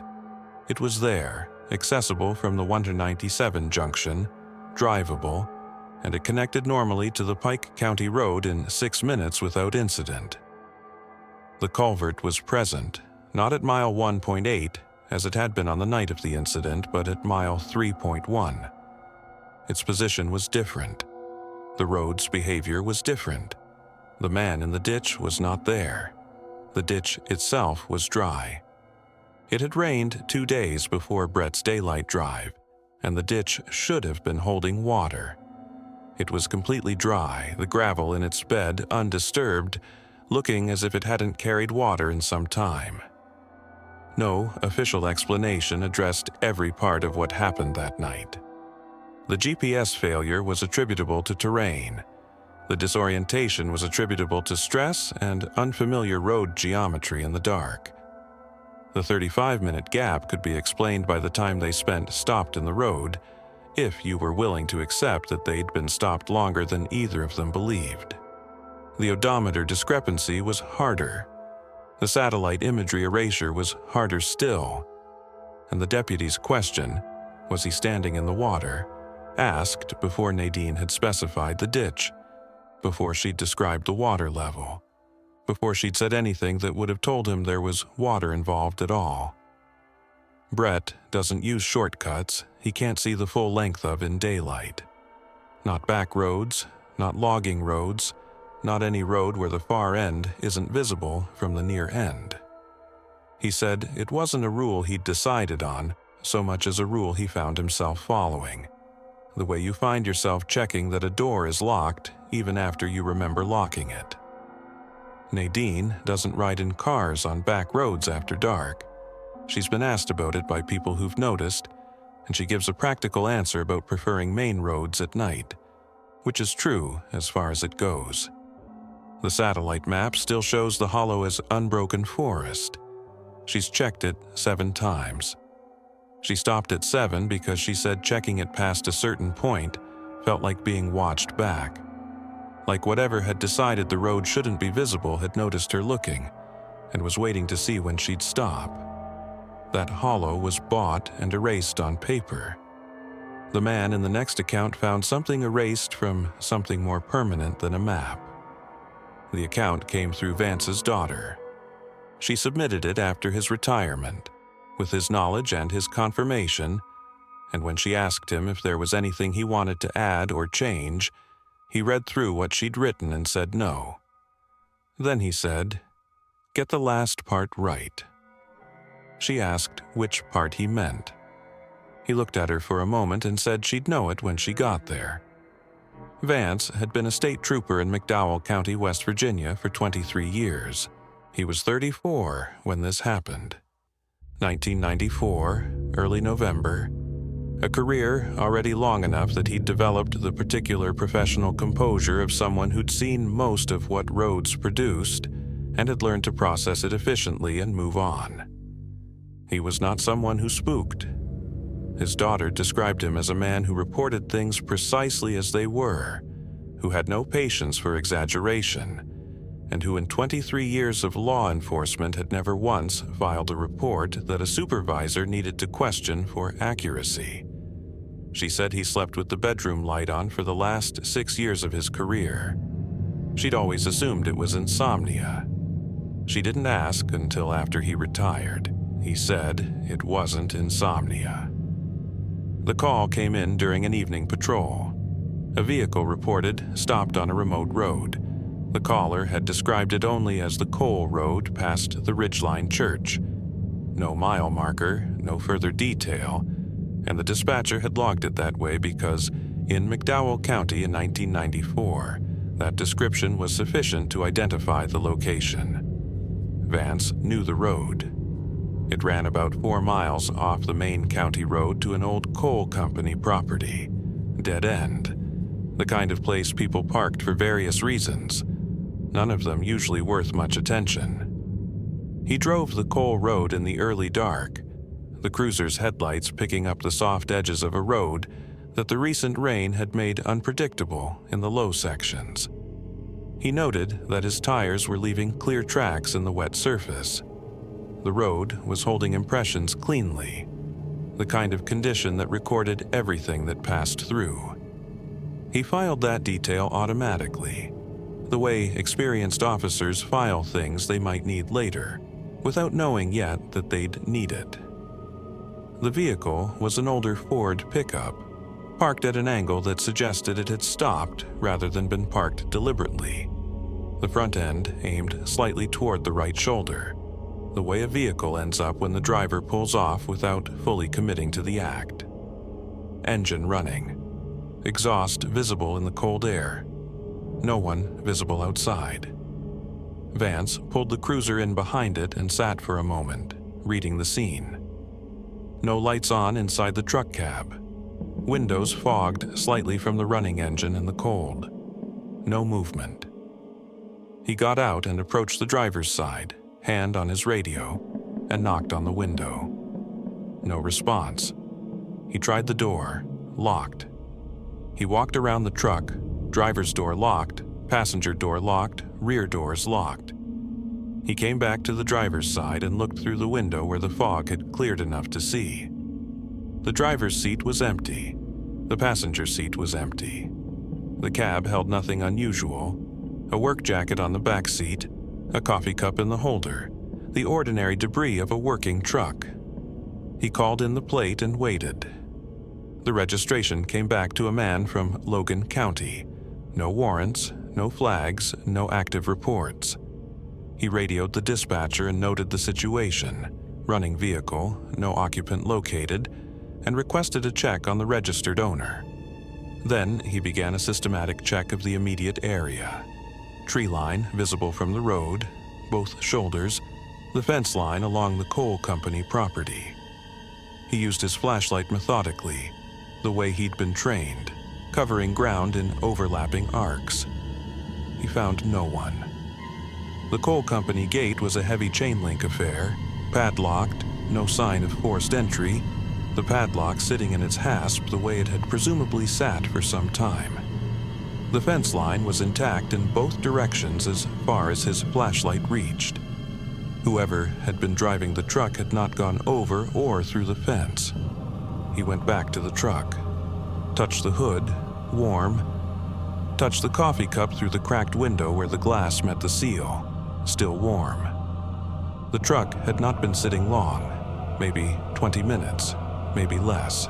He stood beside it and listened to the hollow, which was doing what November hollows in McDowell County do, holding sound close and offering very little back. The coal road ran straight in both directions. The tree line was dark and still. He looked through the driver's window again, more carefully this time, and he saw what he hadn't seen on the first look because he'd been focused on the seats and the occupant's status, and not on the surfaces. The steering wheel had mud on it. Not dust, not grime, not the accumulated residue of a working truck's interior. Mud, the specific wet, dark mud of the coal road outside, the kind that transferred from hands to surfaces and stayed wet for a while before it dried and changed character. The driver's seat had mud on it too, along the seat back and the upper cushion, the kind of transfer that happened when a person sat down in wet work clothes or got in with muddy hands and shifted in the seat. Wet mud inside the truck. He looked at the ground outside the driver's door. The road surface was soft and wet and recording everything cleanly. He could see his own boot prints from his approach, the precise lug pattern of his issued footwear pressed into the wet surface. He could see the tire tracks of the pickup itself, the tread pattern of its rear wheels where it had come to its angled stop. There were no other footprints around the driver's door. Not one. Not a partial, not a smear. Not the kind of indeterminate impression that might be a footprint or might not be. The wet road surface that was recording his every step, that had captured the truck's tires in clean detail, showed nothing between the driver's door and the road edge that suggested a person had stepped out. He walked a full circuit of the truck, slowly, using the flashlight low and angled to maximize shadow in any impression. His own prints followed him around. Nothing else did. He called for backup.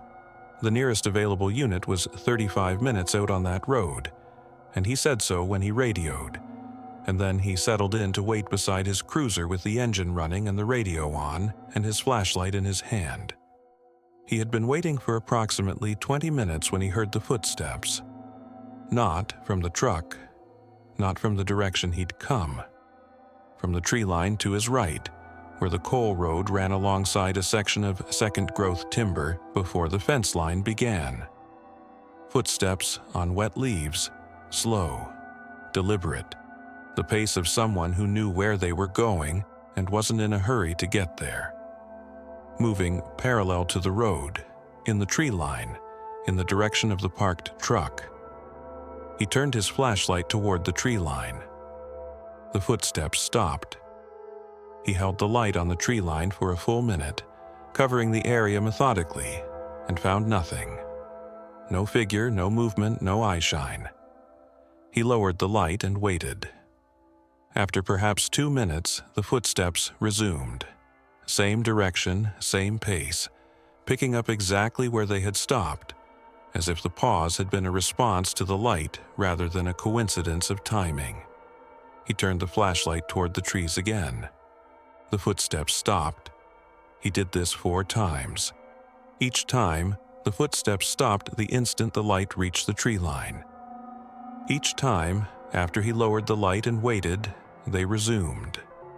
Not from a different location, not starting over, resuming from the exact point at which they'd stopped, as if whatever was making them had simply waited in place for the light to move. The backup unit arrived at the outer edge of the coal road, and Vance walked out to meet it rather than using the radio, some instinct preferring the sound of boots on gravel over the static and transmission of the radio in that particular moment. He briefed the other trooper on the vehicle, the locked doors, the mud, the absent footprints. He did not mention what he'd heard in the trees. They broke the driver's window to unlock the truck. The cab opened with the smell of recent occupation. Coffee, work clothes, the ordinary human smell of a truck that had been used that day. They checked the interior systematically. On the passenger floorboard, placed with a precision that suggested deliberateness rather than accident, was a pair of work boots. Lace-up, leather, the kind worn for outdoor labor. Placed side by side, heels together, toes pointing toward the firewall, the way you'd place boots if you were setting them down neatly, not the way they'd land if they'd been kicked off or dropped. The mud on the boots was dry, completely dry. The mud on the steering wheel was still wet. The mud on the seat back was still wet. The same mud from the same road on surfaces in the same enclosed cab. And on the boots it had dried completely, which required either a significant passage of time or conditions inside the cab that didn't match a truck that had been running for 20 minutes in November air. Vance looked at the boots for a long moment. Then he looked at the other trooper. Then he looked at his notes, where he had written, "Wet mud, seat and wheel." He did not write anything else about the boots. Not their placement, not their condition. He noted their presence and moved on, the way a man moves on from something he can see clearly and cannot yet put into the correct category. The official search began the following morning. The registered owner's wife reported him missing when he didn't come home. She said he'd left to hunt near that area, knew the road, had used it before. A search grid was organized. The coal company property accessed through the gate with the manager's assistance. The surrounding timber walked in sections. A tracker was brought in on the second day, a man with 30 years of experience in those mountains who read ground the way other people read text. The tracker found boot prints in the tree line. The prints matched the work boots from the passenger floorboard. Same sole pattern, same size, identified by comparison. He followed them into the timber for approximately 80 yards, moving slowly, reading each impression. Then he came back. He told Vance the tracks transitioned. Vance asked what that meant. The tracker said the boot prints became something else. Not a different animal's prints, not an overlap with another set of tracks. The prints changed in character, the depth, the shape, the pressure pattern, over the course of about 6 feet. And then there was nothing. Not the nothing of a trail ending at a creek or a road, or a rocky surface where prints wouldn't register. Just nothing. Ground that should have been holding impressions, the same wet leaf litter that had held the boot prints clearly for 80 yards, and then no impressions at all. The tracker said he stopped following at that point. Vance asked if he'd gone back to look more carefully. The tracker said he had not. Vance asked why.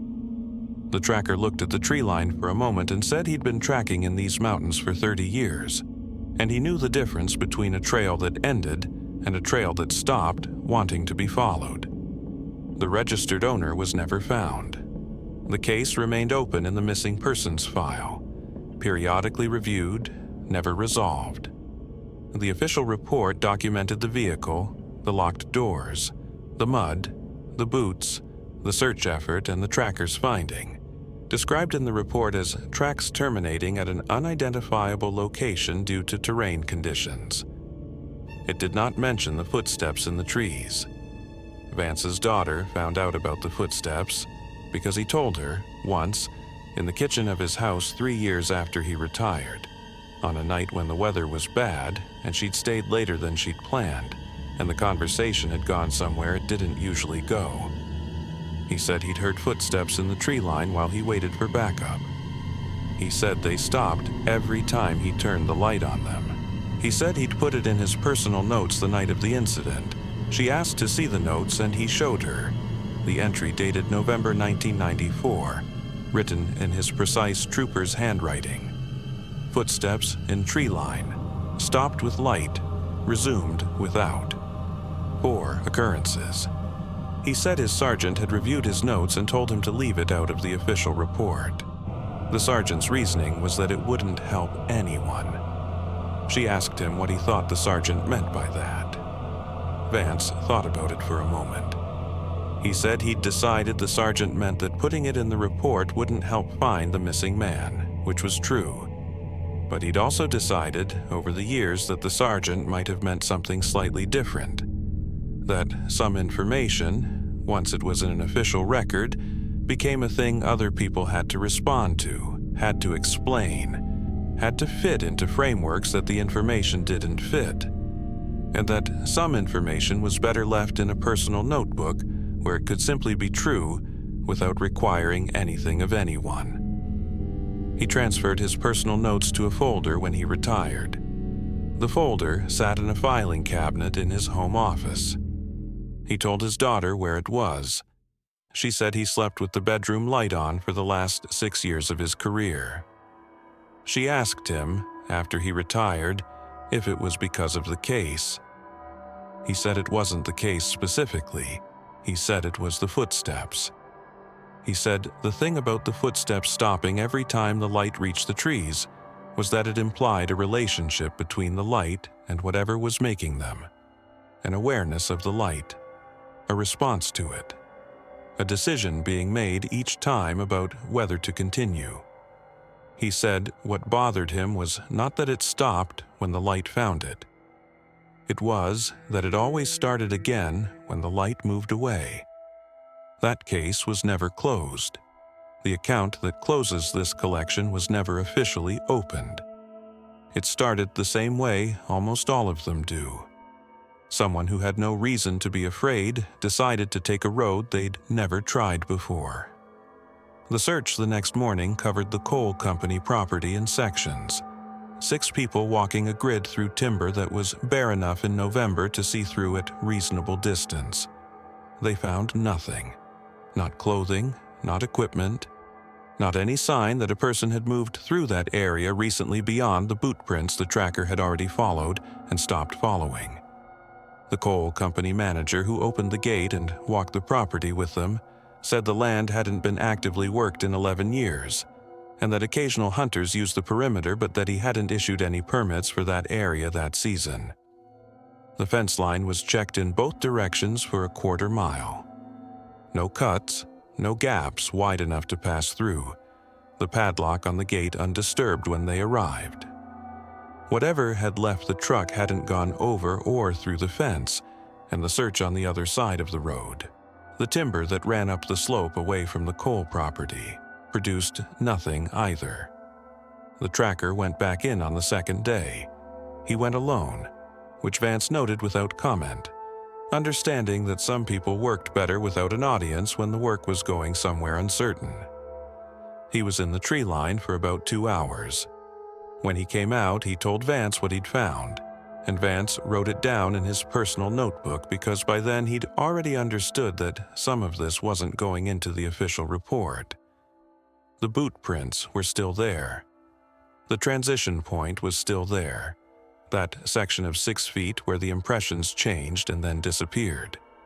The tracker had examined the ground around the transition point carefully, working outward in a slow circle, looking for any continuation of the trail on softer ground, any place where the prints might have resumed. He found nothing on the ground. He found something on the trees. At the transition point, the bark on 3 trees, 2 on the left side of the trail, 1 on the right, had been disturbed. Not scratched or gouged, not the kind of damage an animal made. The bark had been pressed, the way bark looks when something has been against it with significant weight, smooth compressions in the surface at a height of about 5 feet. The tracker said he'd seen similar marks before, from bears using trees as scratching posts, but that the pattern was wrong for that. Too deliberate, too evenly spaced between the 3 trees, and without the claw damage that bear contact always left. He said it looked like something had moved from the ground to the trees at that point. He said he stopped there. Vance asked him to clarify what he meant by moved from the ground to the trees. The tracker said he meant what he said. He said the ground trail ended and the tree markings began at the same point, and that he was not willing to speculate further about what that indicated, and that he had 30 years of tracking experience and had stopped following trails twice in that time, and that both times had been in these mountains, and that he considered that a reasonable record. The official report documented the search grid, the negative findings, the tracker's involvement, and described the tracks as terminating at an unidentifiable location due to terrain conditions. The tree markings were not in the official report. They were in Vance's notebook, 2 sentences, written in the same precise hand as everything else. Bark compressions at transition point, 3 trees, 5 feet height, no claw damage, inconsistent with known animal behavior. The registered owner's wife was interviewed twice. She confirmed her husband's familiarity with the area, his hunting habits, his knowledge of the coal road. She said he'd mentioned going to that area for years. She said the boots on the passenger floorboard were not his hunting boots. He kept those in the truck bed year-round. The boots on the floorboard were his work boots, the ones he wore to his job at a contractor's operation in Logan County. He would not have worn them hunting. He would not have taken them off in the truck. She said they were the wrong boots. Vance added that to the notebook. The official report listed the boots as personal property of the registered owner without further characterization. The case was reviewed periodically. Vance checked found. Not that year, not the year after, not in any of the subsequent years Vance checked before he retired. The file sat in the system with its review dates and its blank resolution field and its single evidence entry, 1 pair of work boots, wrong type for the stated activity, dry mud, neat placement, and generated no further leads because there was nothing to generate leads from. A man had driven his truck to a coal road in McDowell County and was gone, and the only record of what might have happened in the interval was in a personal notebook in a filing cabinet in a retired trooper's home office. Vance's daughter read the full notebook after he showed her where it was. She read it the way you read something that belongs to someone else's experience, carefully, trying to understand rather than to judge. The entries were dated and precise and written in the compressed language of law enforcement notation. Observations without editorial, facts without interpretation. Most of them she could follow without difficulty. The last entry in the November 1994 section was 4 lines. She read it twice before she asked him about it. It said, "Return to vehicle at end of shift. Driver window still broken from entry. Interior is left. Boots on floorboard, position unchanged. Noted that mud on boots, dry at time of discovery, had changed. Mud now wet. No explanation consistent with conditions. She asked him when he'd gone back to the vehicle. He said around 7 in the morning, after the first search sweep before the vehicle was towed. He'd gone back to do a final interior check and make sure nothing had been missed before it left the scene. She asked if he'd told anyone about the mud. He said he'd written it in the notebook. She asked why not in the report. He was quiet for a moment. He said by that point he'd understood that the report and the notebook were two different documents serving two different purposes. The report was for the investigation. The notebook was for him. He said some things needed to exist somewhere, even if they couldn't go everywhere. She asked him what he thought it meant, the mud drying and then going wet again overnight, in a closed cab in November, with the window broken and the temperature outside near freezing. He said he didn't know. He said he'd thought about it for 26 years and he didn't know. He said the thing about a detail like that was that it didn't fit any explanation he could construct, and he was a man who'd spent his career constructing explanations for things that had initially seemed unexplainable. Most things yielded to that process. Most things, when you looked at them long enough and carefully enough, resolved into something that fit the available framework. This one hadn't. He said the boots bothered him more than anything else in the account. Not the footsteps in the trees, not the absence of footprints outside the truck, not the tracker's transition point. The boots. Because the boots implied a sequence that he could almost follow. Almost, but not quite. Someone had driven that truck to that road. Someone had taken their boots off, placed them neatly on the passenger floorboard with the mud still wet, and gotten out of the truck and locked the doors. That sequence almost made sense, the way sequences almost make sense when you're missing a piece in the middle. The part he couldn't get past was what came next. Because whatever came next, whatever happened between the neat placement of the boots on the floorboard and the locked doors and the empty road, had dried the mud and then wet it again. And that was a thing the weather couldn't do, and the temperature couldn't do, and any explanation he'd ever been able to generate couldn't do. He asked his daughter once, near the end of the conversation that night, whether she thought he'd done the right thing by keeping the notebook separate from the report. She said she didn't know. She said she thought he'd done what seemed right at the time, which was probably the most honest answer. He nodded. He said the sergeant had told him the footsteps wouldn't help anyone. He said he'd decided the sergeant was right about that in one sense and wrong about it in another. Wrong because the footsteps were real, and real things had a right to exist somewhere. Right because putting them in the report would have required the department to respond to them in some official capacity, to generate an explanation or a dismissal, and that either response would have been inadequate to what he'd actually heard standing beside that cruiser in the November dark, listening to footsteps start and stop in the trees. He said sometimes the most honest thing a record could do was exist without requiring a response. His daughter submitted the account with his confirmation and with the specific instruction he'd given her about the last part.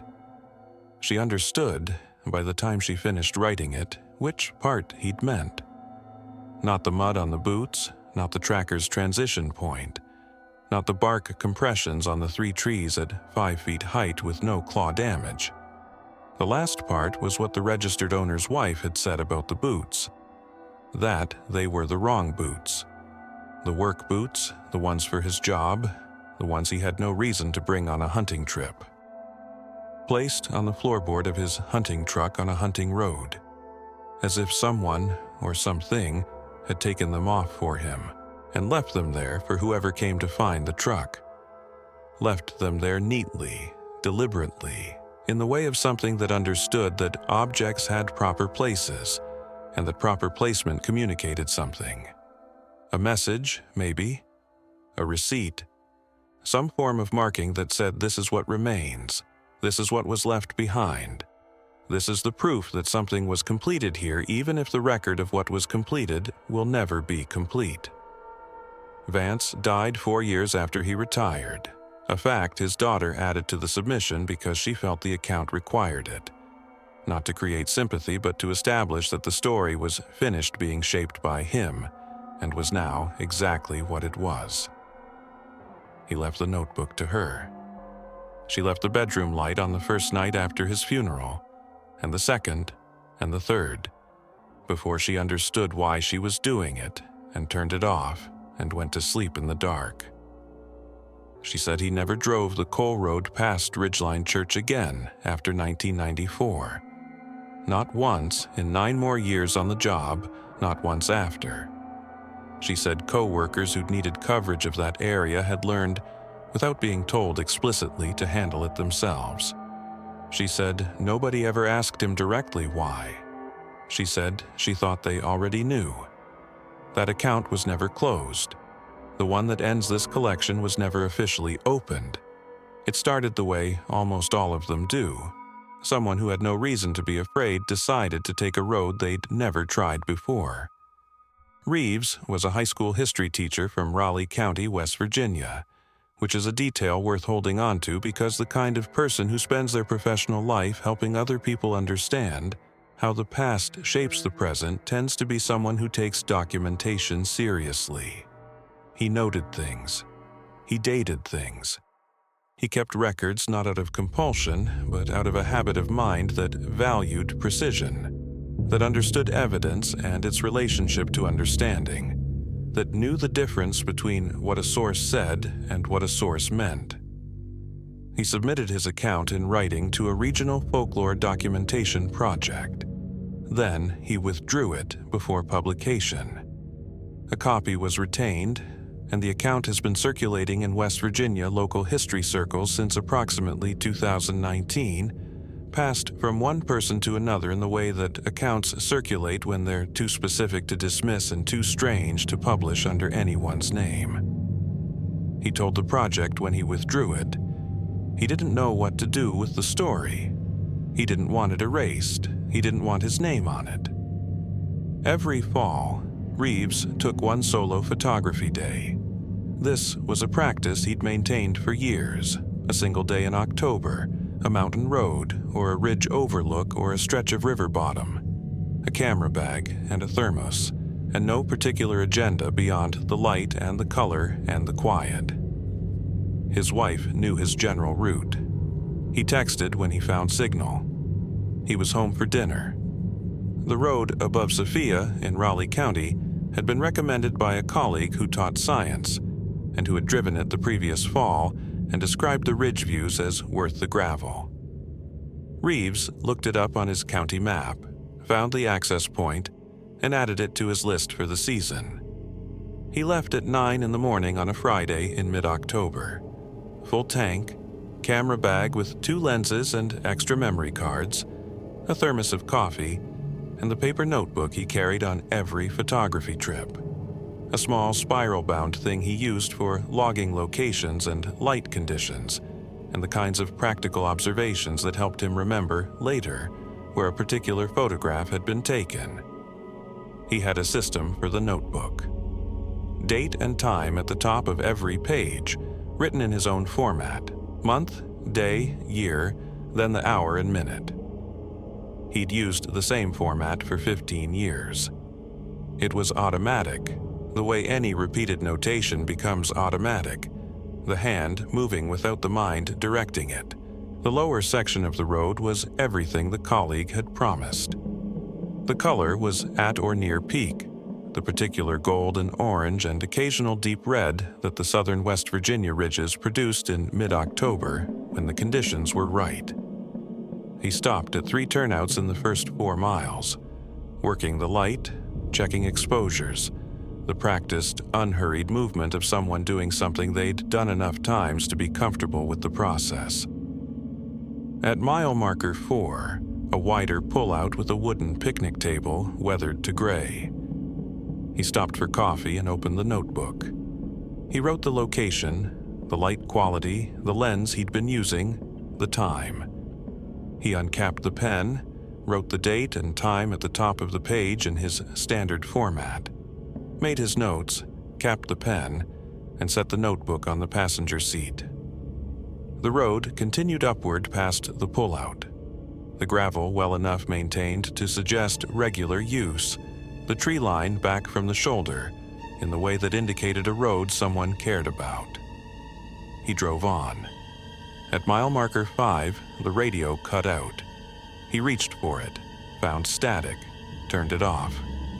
The temperature gauge on the dash showed the outside air dropping, not gradually, the way temperature dropped over the course of an afternoon, but at a specific point on the road, as if he'd crossed from one air mass into another. He noted it as a ridge gap phenomenon, cold air pooling on the lee side, the kind of microclimate effect that mountain roads produced in October. He did not note it as strange.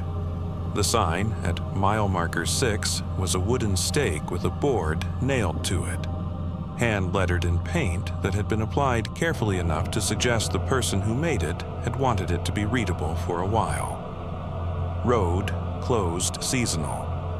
He slowed and read it fully. The road ahead was clearly passable.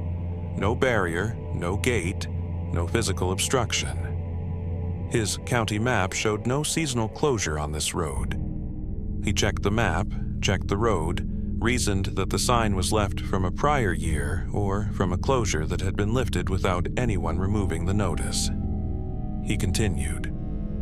At mile marker 7, a wide point in the road where the gravel broadened at an old skid landing, he parked and got out with his camera. A trail through the timber, a 10-minute walk at most, led to a ridge overlook his colleague had specifically mentioned. He locked the truck out of habit, pocketed the keys, and walked the trail.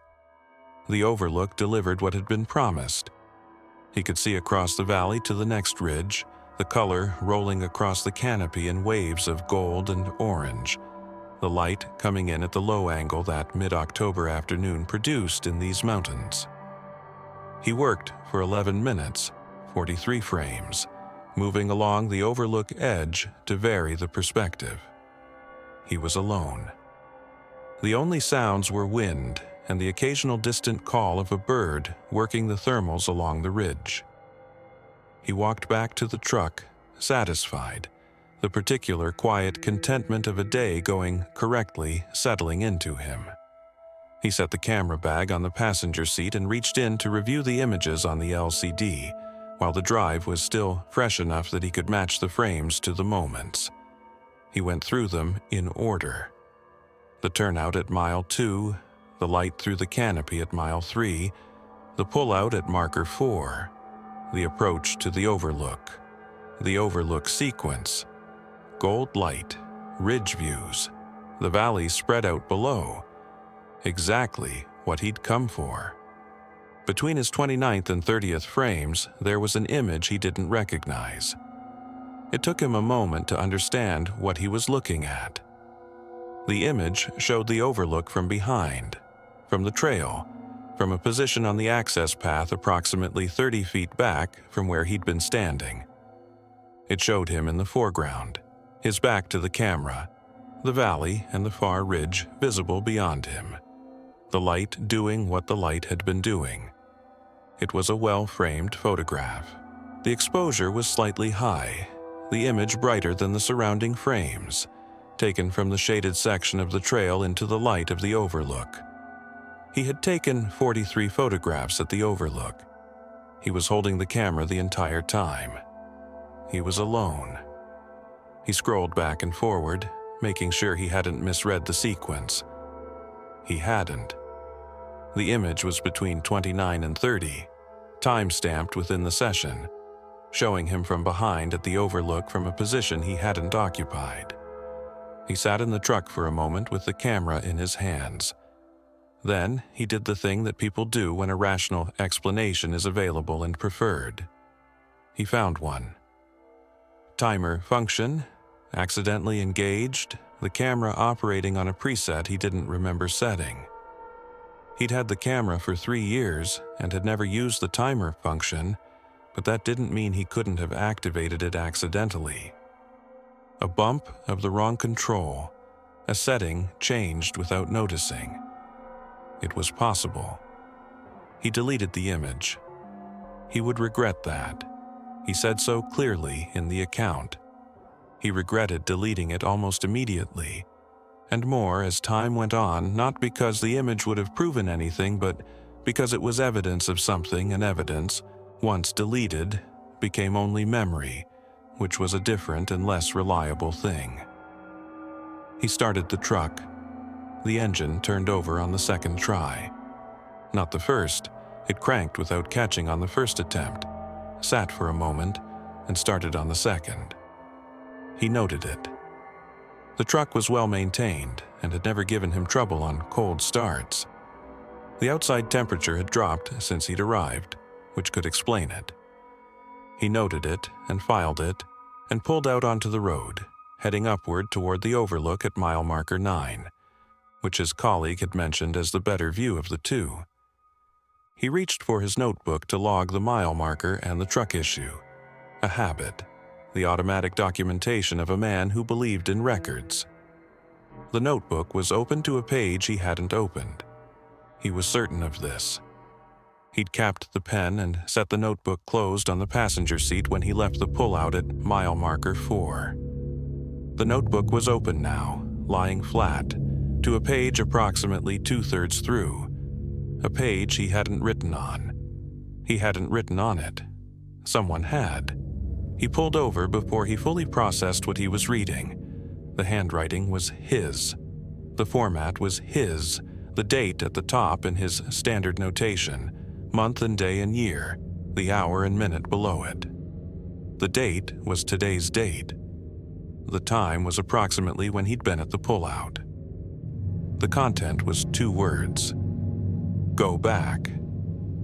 He sat on the shoulder of the road above Sophia, West Virginia, with his own notebook open to a page in his own handwriting that he had not written, and he looked at it for what he later estimated was 4 minutes.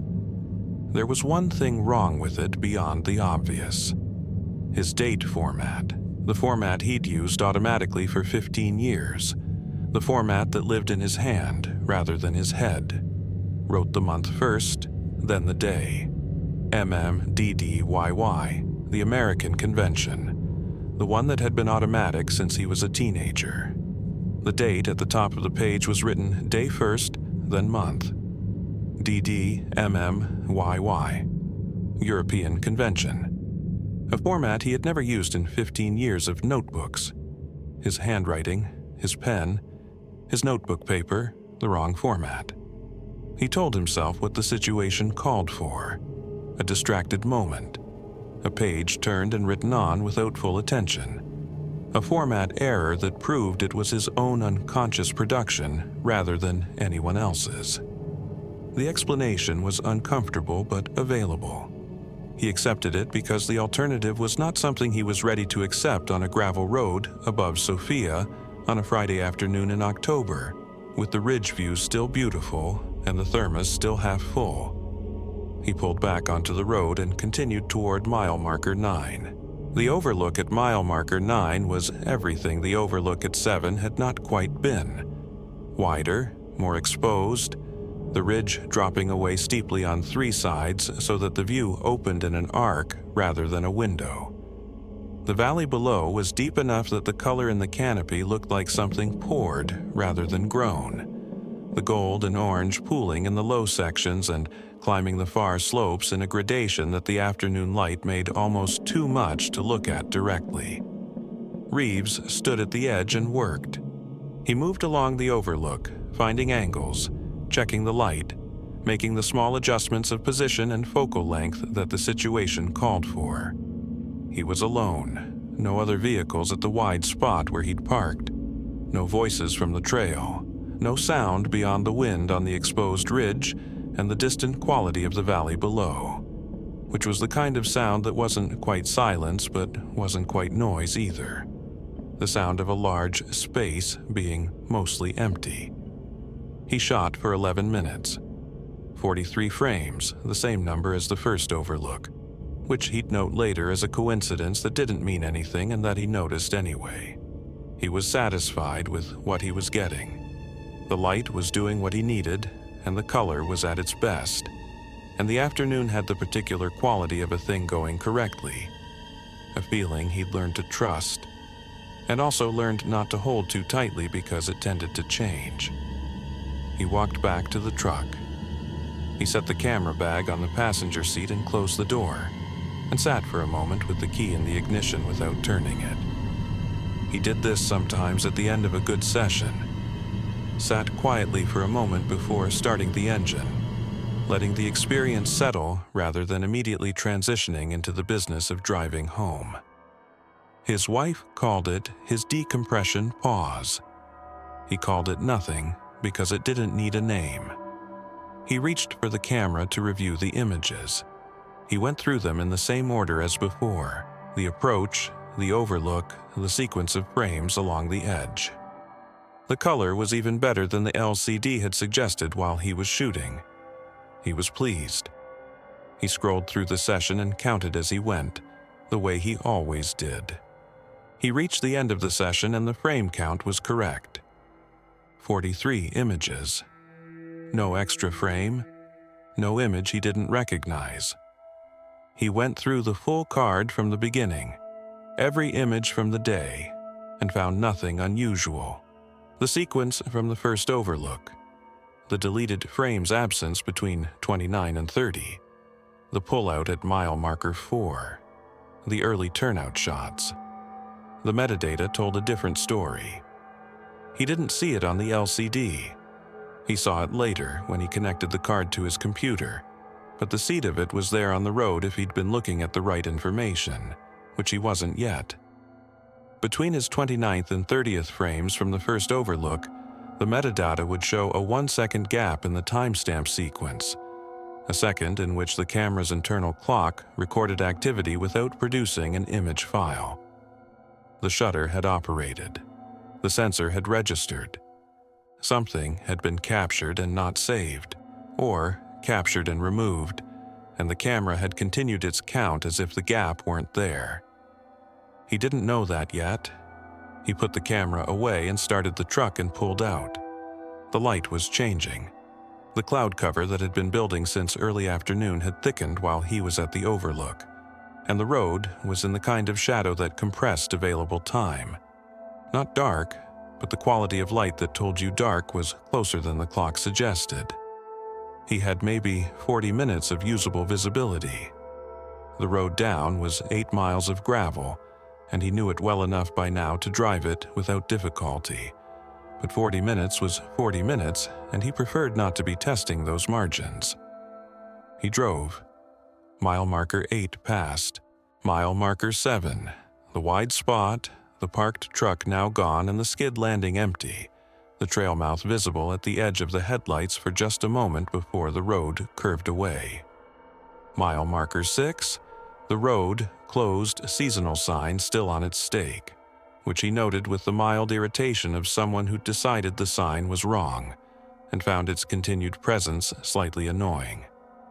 At mile marker 5, the temperature drop he'd noticed on the way up reversed, the air warming slightly as he descended from the ridge gap, the microclimate boundary crossing in the other direction, the ordinary physics of cold air pooling and warm air sitting above it.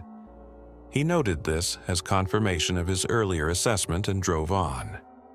His headlights came on automatically as the light dropped below the threshold the sensor recognized. The road was familiar enough that the headlights felt like a formality, the kind of light you didn't strictly need but were glad to have. He drove at an easy pace, watching the gravel ahead, relaxed in the particular way of a day that had gone well and was now ending in the normal manner. At mile marker 6, he was certain of the marker because he'd been watching for it. His headlights picked up a figure on the left shoulder of the road, walking, going uphill, which on the descent meant walking in the direction he'd come from, back toward the ridge. Moving at a steady pace along the shoulder with their back to him, arms at their sides, the posture of someone who knew where they were going and was getting there without hurry. He slowed. The figure was a man. Older was the impression, though the angle and the distance and the quality of the headlights in the cloud-dimmed late afternoon made certainty difficult. Dark work clothes. No reflective vest, no flashlight, no walking staff or pack. Just a man walking up a gravel ridge road at the end of an October afternoon in the way that made complete sense if you knew this area, if you were local, if you had business on this road that didn't require explanation to anyone driving past. Reeves rolled down the window as he came alongside. He said, "Sir, you need a hand?" The way you say it when you're offering without pressuring, when you understand that some people on some roads have reasons for being there that don't include wanting a ride. The man did not respond. He did not slow his pace. He did not turn his head. He continued walking at the same speed he'd been walking, eyes forward, moving up the shoulder with the steady cadence of someone who hadn't heard, or who had heard and was choosing not to acknowledge. Reeves pulled alongside at 5 miles an hour and tried again. Louder this time, through the open window, close enough that there was no question of whether the sound was reaching him. Nothing. The man walked. His pace did not vary. His posture did not change. He might have been walking through an empty road for all the acknowledgement he gave the truck moving slowly beside him. Reeves let the truck drift forward and checked the mirror. The man was still walking uphill, visible in the red wash of the brake lights, moving at his steady pace, not turning to watch the truck go. Reeves watched him until the road curved and the mirror showed him only road. He drove. 3/10 of a mile further down, the road straightened and his headlights showed him the full length of the next section, a long descent with the shoulder visible on both sides for a good distance. His foot came off the accelerator without quite deciding to. The figure was on the right shoulder. Same clothes, same posture, same pace. Walking uphill, back to him. Arms at his sides, the steady, unhurried cadence of someone who had somewhere to be and was getting there without rushing. Walking on the right shoulder, moving uphill, in a direction and at a speed that made it geometrically impossible for him to be here if he was the same person Reeves had just passed on the left shoulder 30 seconds ago. The road between those 2 points was straight, and Reeves had been watching it. There were no turnoffs, no paths, no driveways, no breaks in the tree line wide enough to walk through quickly. No place to cross from one shoulder to the other without being visible in the headlights. The distance between the two sightings was 3/10 of a mile. 30 seconds at the speed Reeves had been driving. He did not slow down this time. He did not roll down the window. He watched the figure in his peripheral vision as he passed.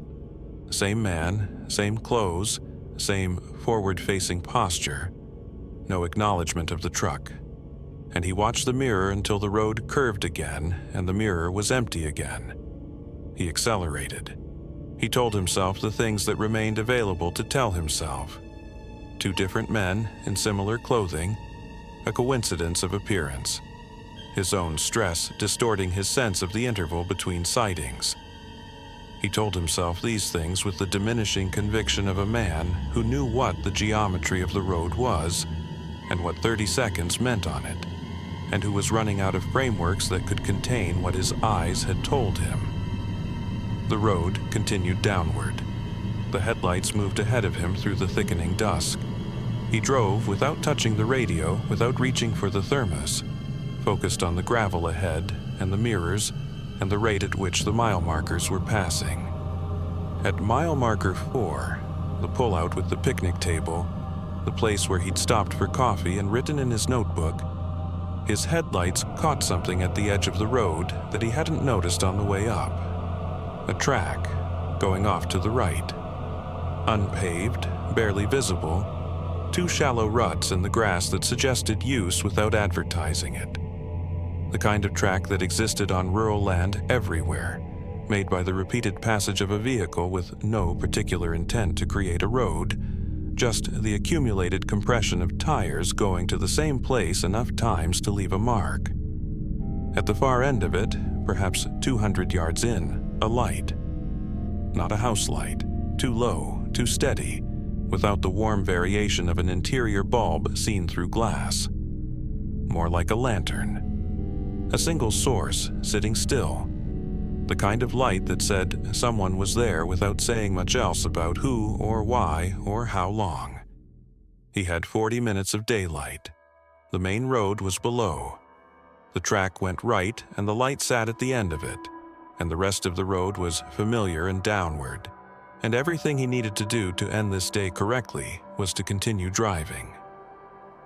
He sat with the truck idling at the pullout and looked at the light for a long moment. Then he turned right onto the track.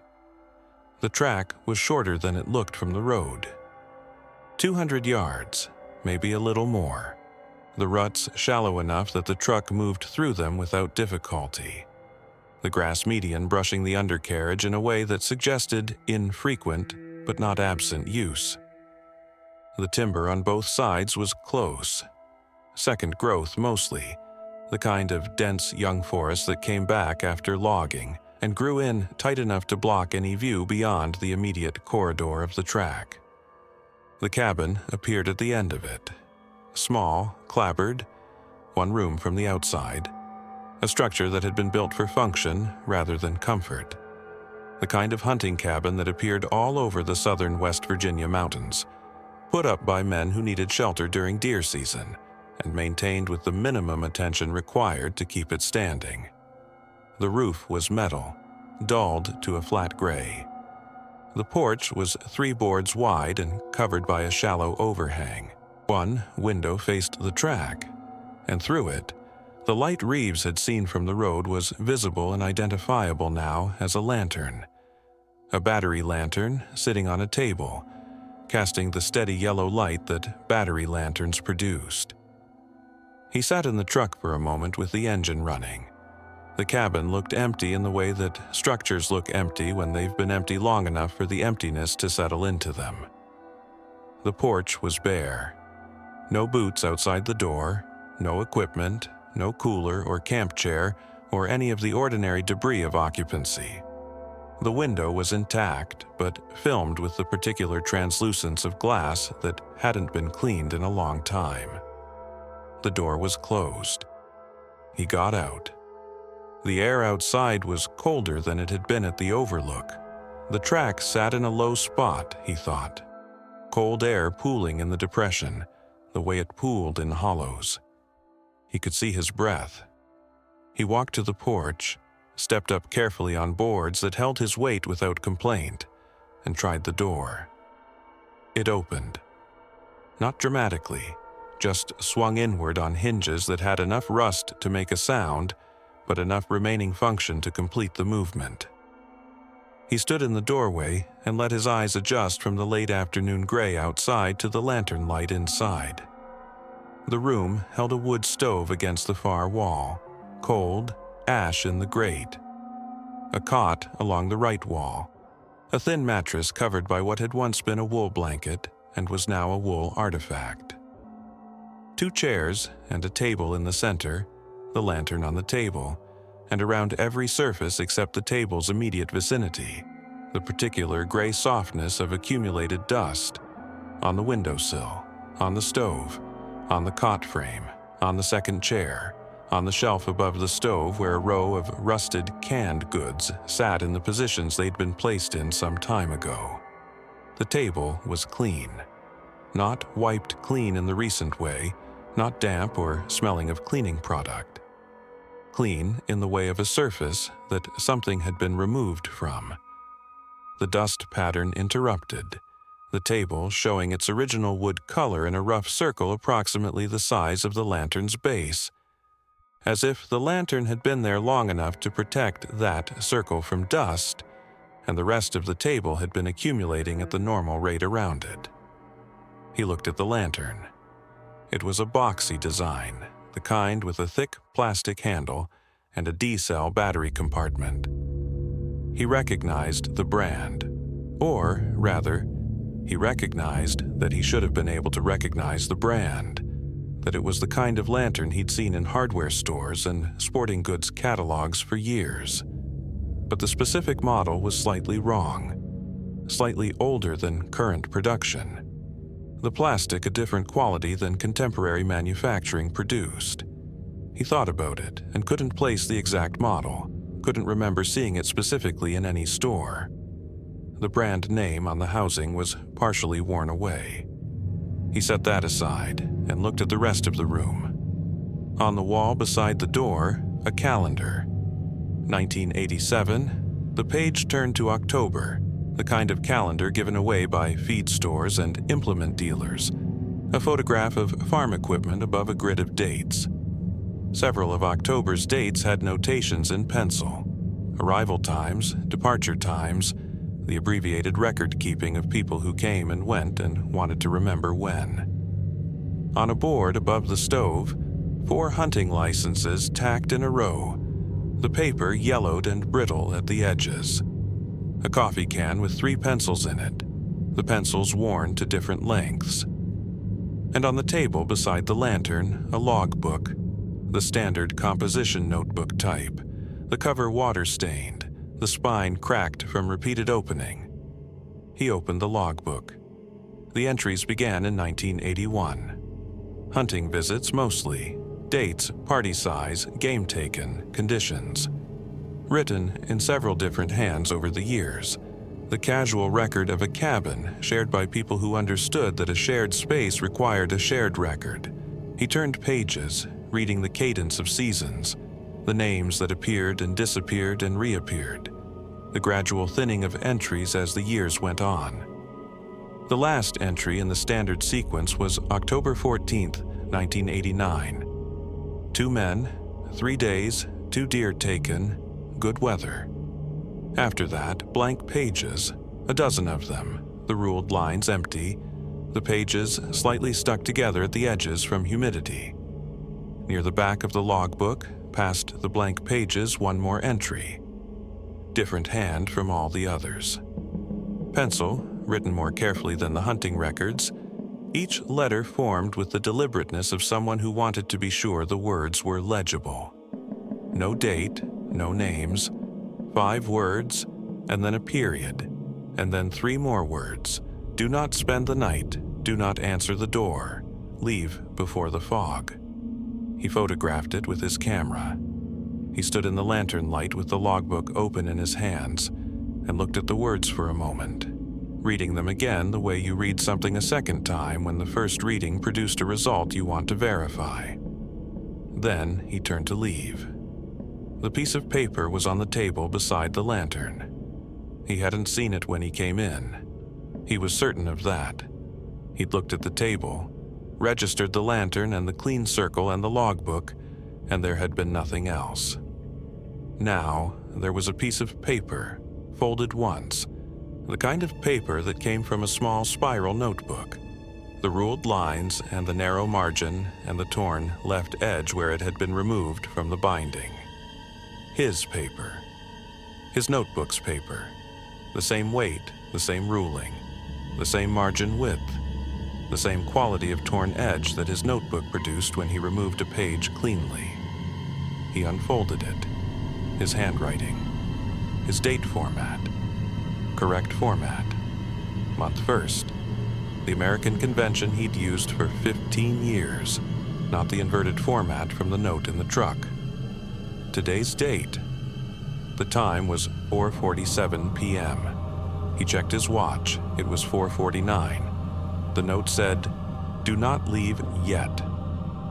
He stood beside the table in the lantern light and looked at his own handwriting on his own paper and understood that something was happening that he did not have a framework for. Not a comfortable understanding. Not the understanding that resolves things, but the understanding that arrives when you've eliminated enough alternatives that what remains, however impossible, is what you're left with.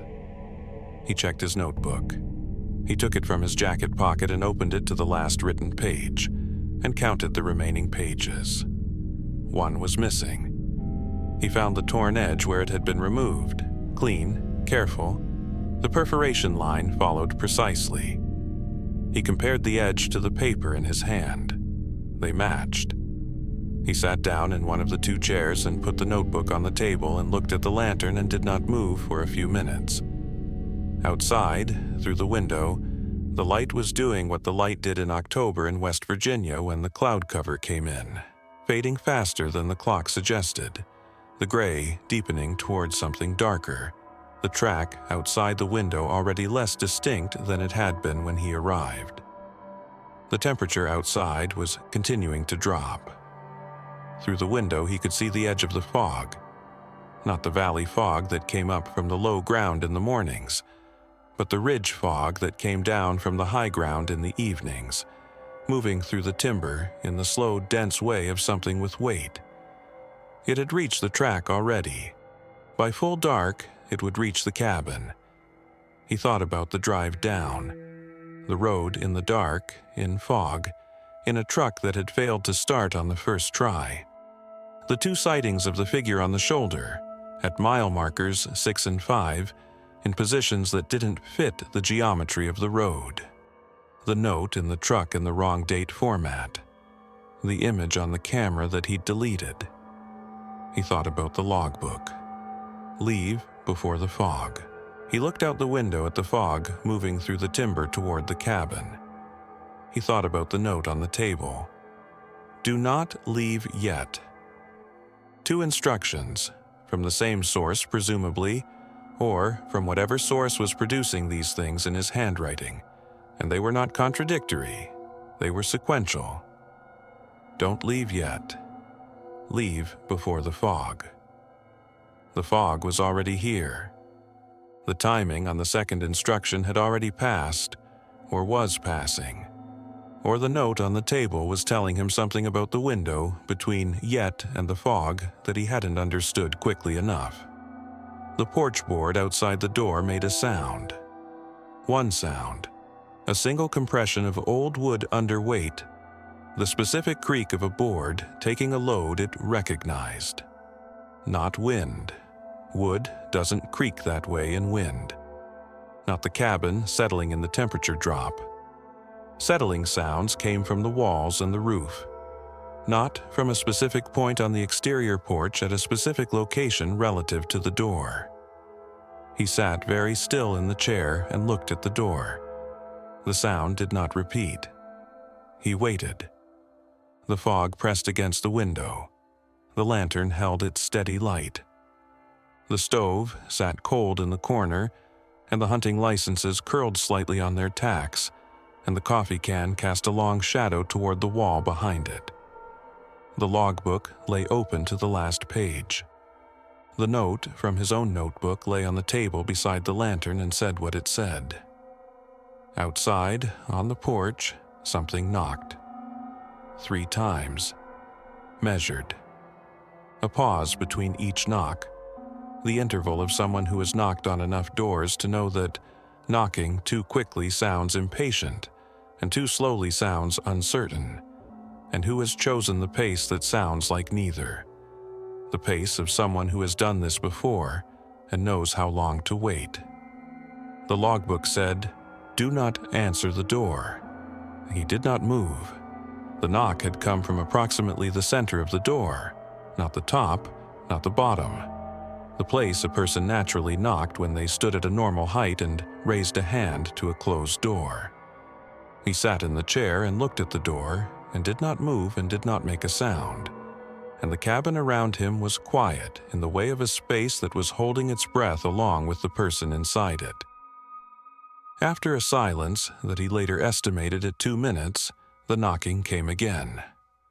4 this time, not 3. Same pace, same spacing. The measured interval between each knock unchanged. As if whatever was outside had registered the lack of response to 3 and had adjusted its count without adjusting its patience, trying the next number the way you try a variation when the first version of something doesn't produce the expected result. Then silence again. He kept his eyes on the door. The lantern light made the door's surface a flat, even color, old paint, layers of it. The topmost layer cracked in the pattern that paint cracked when a structure went through enough seasons without attention. The door handle was a simple lever type, old enough to have developed a slight play in its mechanism. He watched the handle. It did not move. After another interval, longer this time, 3 minutes or close to it, he heard footsteps on the porch. Not the single compression of arrival that he'd heard before the knocking, but movement, deliberate and unhurried, crossing from the door toward the window. He watched the window. The fog outside pressed against the glass and made the darkness beyond it uniform. A gray-white wall that showed him nothing. Then a shape against the glass. Not a face, nothing that resolved into features, nothing that identifiable. A mass, dark against the fog gray, the general shape of something upright, pressed close enough to the glass that it blocked the ambient light from outside. It stopped at the window and remained. He could see the outline of it, the bulk, the height, and he could see that it wasn't moving, that it had arrived at the window and had stopped there with the settled patience of something that had time. He reached over slowly and turned off the lantern. The cabin went completely dark. Not the graduated dark of a dimming light, but the immediate total dark of a sealed room with no ambient source. The window, which had been his one connection to the outside, was now a gray lighter-than-black rectangle that showed him the fog and nothing else. The shape that had been visible against the glass was no longer visible because the contrast that had made it visible was gone. He could not tell if it was still there. He sat in the dark in the chair and listened. The fog had deadened the outdoor sound to almost nothing. No wind in the trees, no night insects, no distant road noise from the valley below.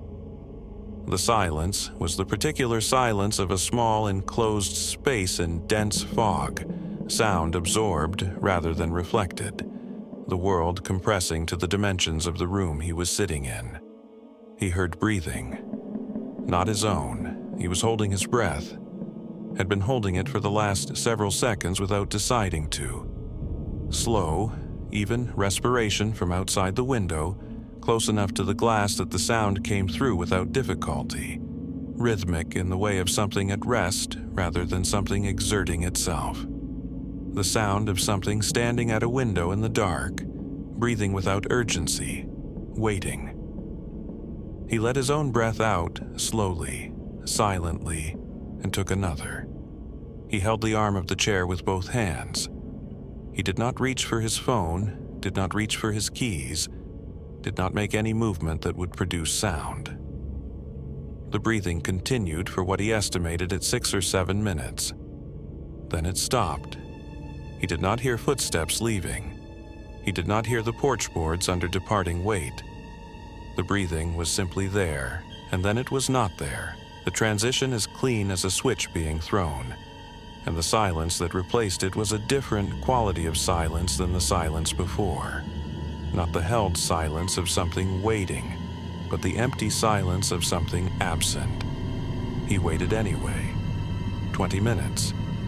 He counted approximately, using his pulse as a rough interval, sitting in the dark with his hands on the chair arms and his back straight against the frame, and his eyes on the window rectangle. The fog shifted slightly outside. He could see the gray lightening and darkening in slow movements as the fog moved through whatever air current existed above it. Nothing appeared at the window. He turned the lantern back on at low setting, enough to see the room, not enough to create strong contrast against the glass. He looked at the window from across the room. The glass showed him the lantern's reflection, his own vague shape behind it, and the fog pressing uniformly from outside. He looked at the table. Beside the lantern, where the first note had been, "Do not leave yet," there was a second piece of notebook paper. He had not seen it arrive. He had been looking at the table, had turned the lantern off with the table in his peripheral vision, had sat in the dark for 20+ minutes, and there was now a piece of paper that had not been there when the light went out. He crossed to the table and picked it up. His handwriting. His format. Correct, month first. The format he'd used for 15 years. Today's date. The time at the top of the note read 9:15 p.m. He looked at his watch. 9:12. The note was dated 3 minutes in the future. It said, "It hears the door." He looked at the table he'd been about to move against the door. He had risen from the chair with that intention. He'd been sitting for long enough that his body had started generating plans. The ordinary human response to inaction, and moving the table had been the plan his hands had been preparing for. He had not yet touched the table. He had not moved it. The note told him not to in a tense that implied the decision was already made somewhere, already recorded, already certain. Not, "Don't move the table, but it hears the door." A statement of fact about a causality that ran in a direction he didn't have language for. He sat back down. He did not move the table. He did not touch the door.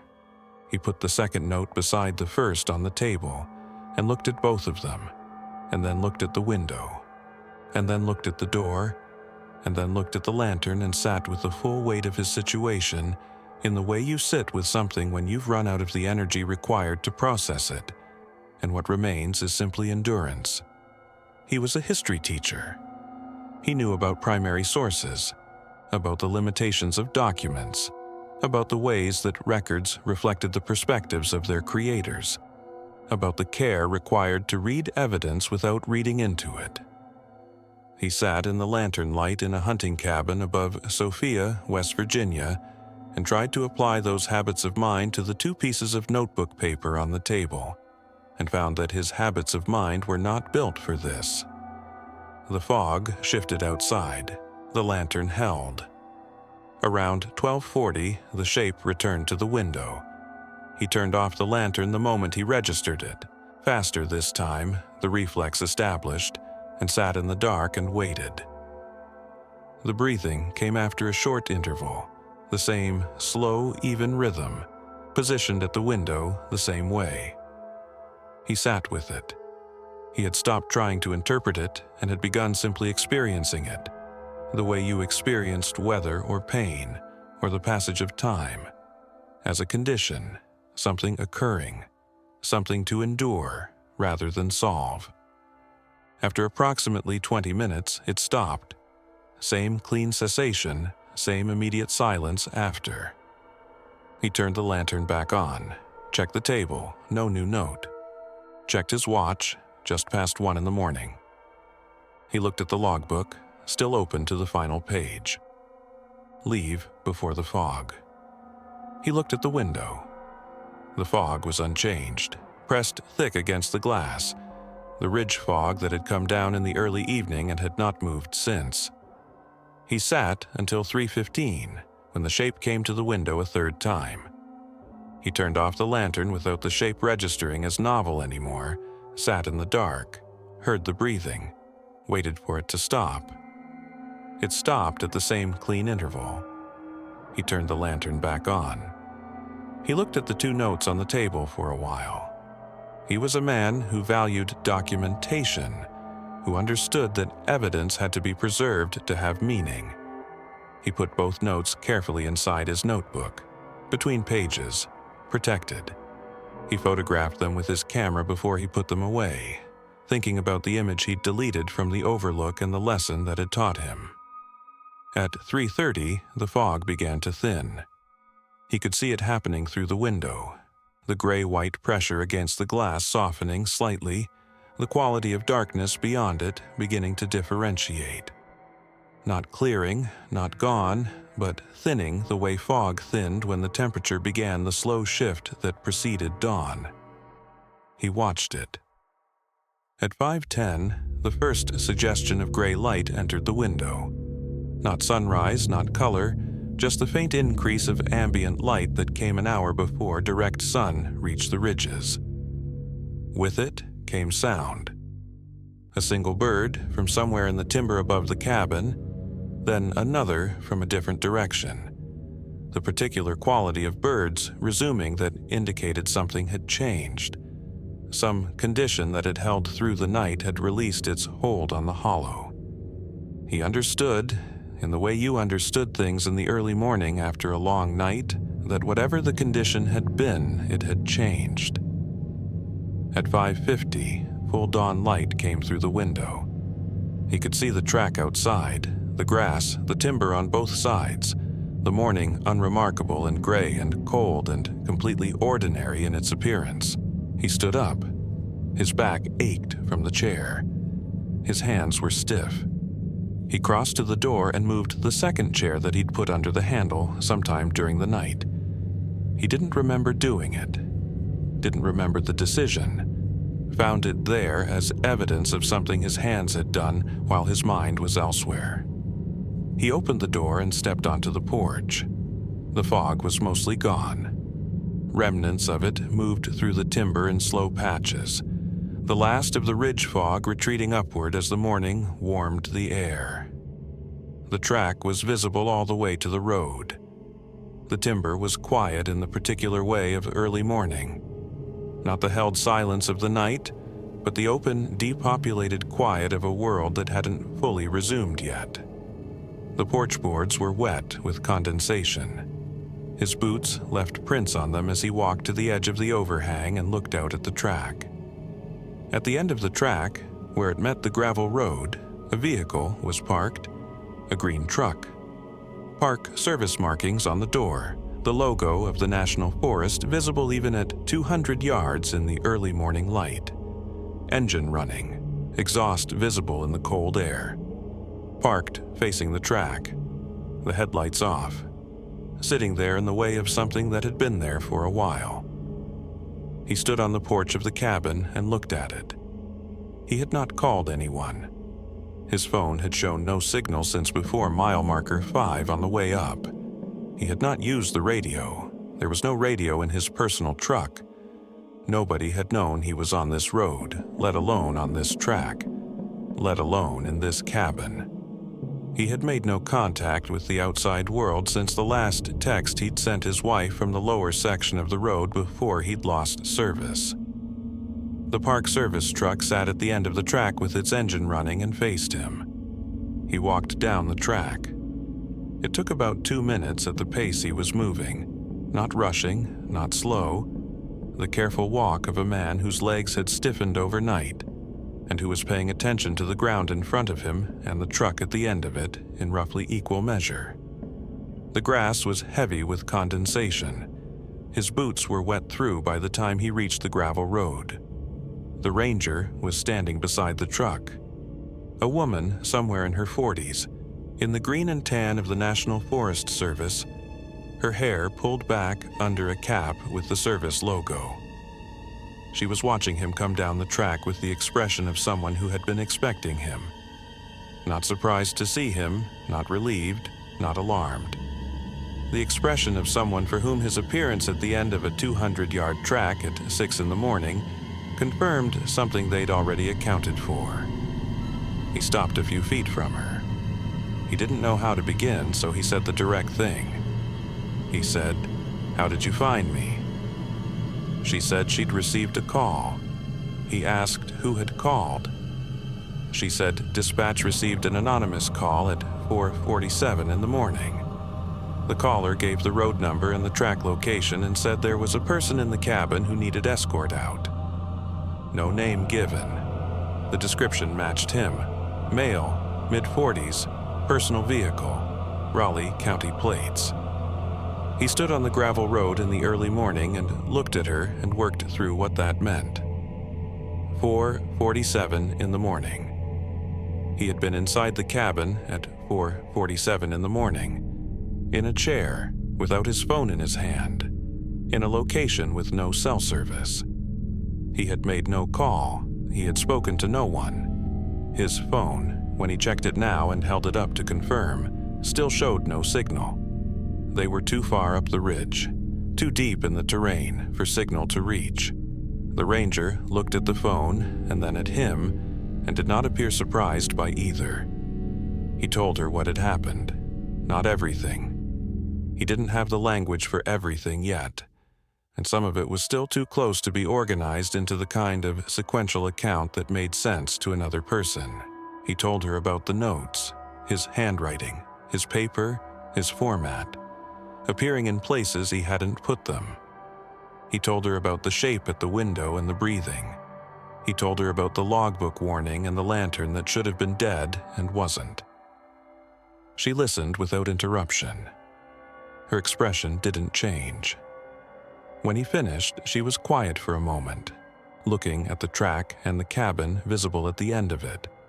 And then she said, in the tone of someone reporting a fact rather than offering an opinion, "We get calls from this road."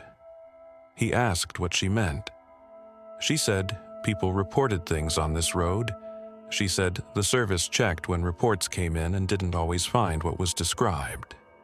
She said it in the matter-of-fact way of someone who had made peace with a category of experience that didn't resolve neatly. He asked if anyone had reported what he'd described: the notes, the window. She looked at him directly for the first time since he'd come down the track. She said she wasn't in a position to speak to other reports. He understood that to mean yes. She drove his truck down the mountain while he rode in the Park Service vehicle. A practical kindness, she said, given the road and the conditions and the fact that he'd been awake all night. He didn't argue. He watched the road through the passenger window as they descended, the mile markers going past in reverse order, the gravel ordinary and unremarkable in the morning light, the tree line back from the shoulders, the overlooks empty and open. The road, closed seasonal sign was still at mile marker 6. She drove past it without comment. At the bottom, where the gravel met the county road, she pulled over and he transferred back to his own truck. He thanked her. She nodded, and then she said, "One thing." He waited. She said, "Don't come back up here after October 15th. He looked at her. He said today was October 14th. She said she knew. He asked why October 15th. She looked at the ridge road for a moment, the gravel climbing away from the junction into the trees. She said, "Because we stopped getting calls after that until the next year." He sat with that for a moment. Then he said thank you again, and she nodded again and he drove home. He connected the camera to his computer that evening. He went through the full card at full resolution, the images larger and more detailed on the screen than they'd been on the LCD in the truck. The photography was good, the color, the light, the overlook views. He went through the entire card and found nothing unusual. He opened the metadata. Between frames 29 and 30 from the first overlook session, the timestamp showed a 1-second gap. In that second, the camera's internal log recorded shutter activation. The mechanism had operated. The sensor had registered. All the functions that produced an image had occurred. There was no image file. Not a corrupted file, not a file with an unreadable header, no file at all, as if the image had been taken and removed before the save process completed, or as if it had been taken and existed somewhere the file system didn't reflect. He looked at the gap in the sequence for a long time. Then he checked his camera bag. He had set it on the passenger seat when he got back in the truck at the first overlook, before driving up to the 9th mile overlook before everything else. He checked the outer pocket, the small zippered section on the front of the bag where he kept lens caps and memory card cases, the pocket he hadn't opened since he'd loaded the bag at home that morning. Inside the outer pocket, folded once, was a piece of notebook paper, his handwriting, his format, correct, month first, the standard he'd used for 15 years. Today's date at the top. The time notation read 5:48 a.m. He had been on the cabin porch at 5:48 a.m. The Park Service truck had appeared at the end of the track at approximately 5:50. The note said, "You can go now." He sat at his desk for a long time after that. The camera was on the desk beside the laptop. The note was on the desk beside the camera. The 2 notes he'd photographed and preserved from the cabin table were in his notebook, between pages, exactly where he'd put them. 4 notes total, all in his handwriting, all dated with his format, none of which he had written. He called the Park Service district office the following week. He asked about the road, the cabin, the access. The person he spoke with confirmed that the cabin was a decommissioned hunting structure on national forest land, closed to overnight use since 2001. He asked about the lantern. The service contact said the cabin's contents inventory didn't include a battery lantern. He asked if anyone had reported unusual activity on that road. The contact said, "People report things. We check. We don't always find what they describe." He asked about the logbook. The contact pulled the record. The official copy of the logbook showed the last entry as October 14, 1989. 2 men, 3 days, 2 deer taken, good weather. He asked if there was a final entry near the back of the logbook. In a different hand, no date. The contact said the record showed no such entry. He asked what the record showed after October 14, 1989.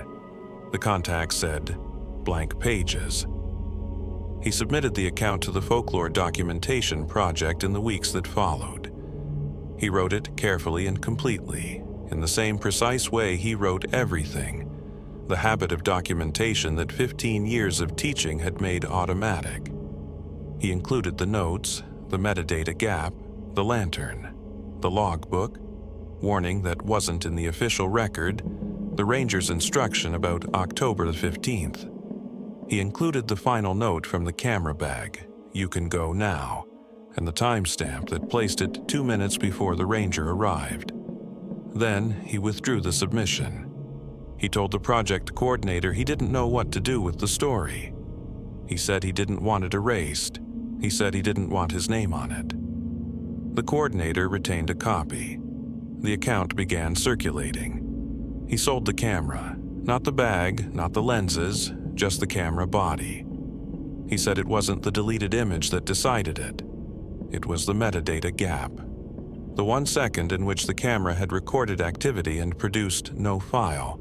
The proof, built into the device's own internal log, that something had happened in that second that the camera had registered and he could not access. He said owning the camera after that felt like owning a document with a page deliberately removed. He said he didn't want to take photographs with something that had recorded evidence of an event he would never be able to see. He no longer drives backroads alone in October. His wife knows this and has not asked why, which he said was one of the things he valued most about her. Her understanding that some explanations required more than he had available. He still teaches history. He still takes photography days in the fall. He stays on numbered roads now, roads that appear on maps in current editions, roads where the distance between one end and the other is consistent and verifiable. He checks the county map before he drives anywhere new. He texts his wife from every stop, not just the ones with good signal. He has looked at the 4 notes many times. He keeps them in the notebook, between pages, in the order they appeared. He has thought carefully about what they meant individually and what they meant as a sequence, applying the same habits of mind he applied to primary sources in the classroom, reading evidence without reading into it, understanding that a document's existence and a document's meaning were not the same thing. The sequence was, go back, do not leave yet. It hears the door, you can go now. He said the thing he kept returning to was the last one. The first 3 were instructions, warnings, prohibitions, practical guidance for surviving a night in a cabin on a ridge road in October. The 4th was different. The 4th was a release. It implied that something had been in progress, some condition, some process, some period during which leaving was not permitted, and that the condition had concluded, and that whoever or whatever had been running the process had determined it was finished, and had communicated the conclusion in the only format Reeves would recognize as coming from a legitimate source. His own handwriting. His own format. The format he'd used for 15 years, automatic as breathing. He said the part that stayed with him, the part he turned over most often when the account came back to him, and it came back often in the way of things that don't resolve, was not what had been outside the window. It was not the shape or the breathing or the 3 notes he'd found inside the cabin. It was the 4th note, in the camera bag, in the outer pocket of a bag that had been in his locked truck all night, dated 2 minutes before the ranger appeared at the end of the track. Whatever had kept him in the cabin through the night had known, 2 minutes before he could have known, that the keeping was finished.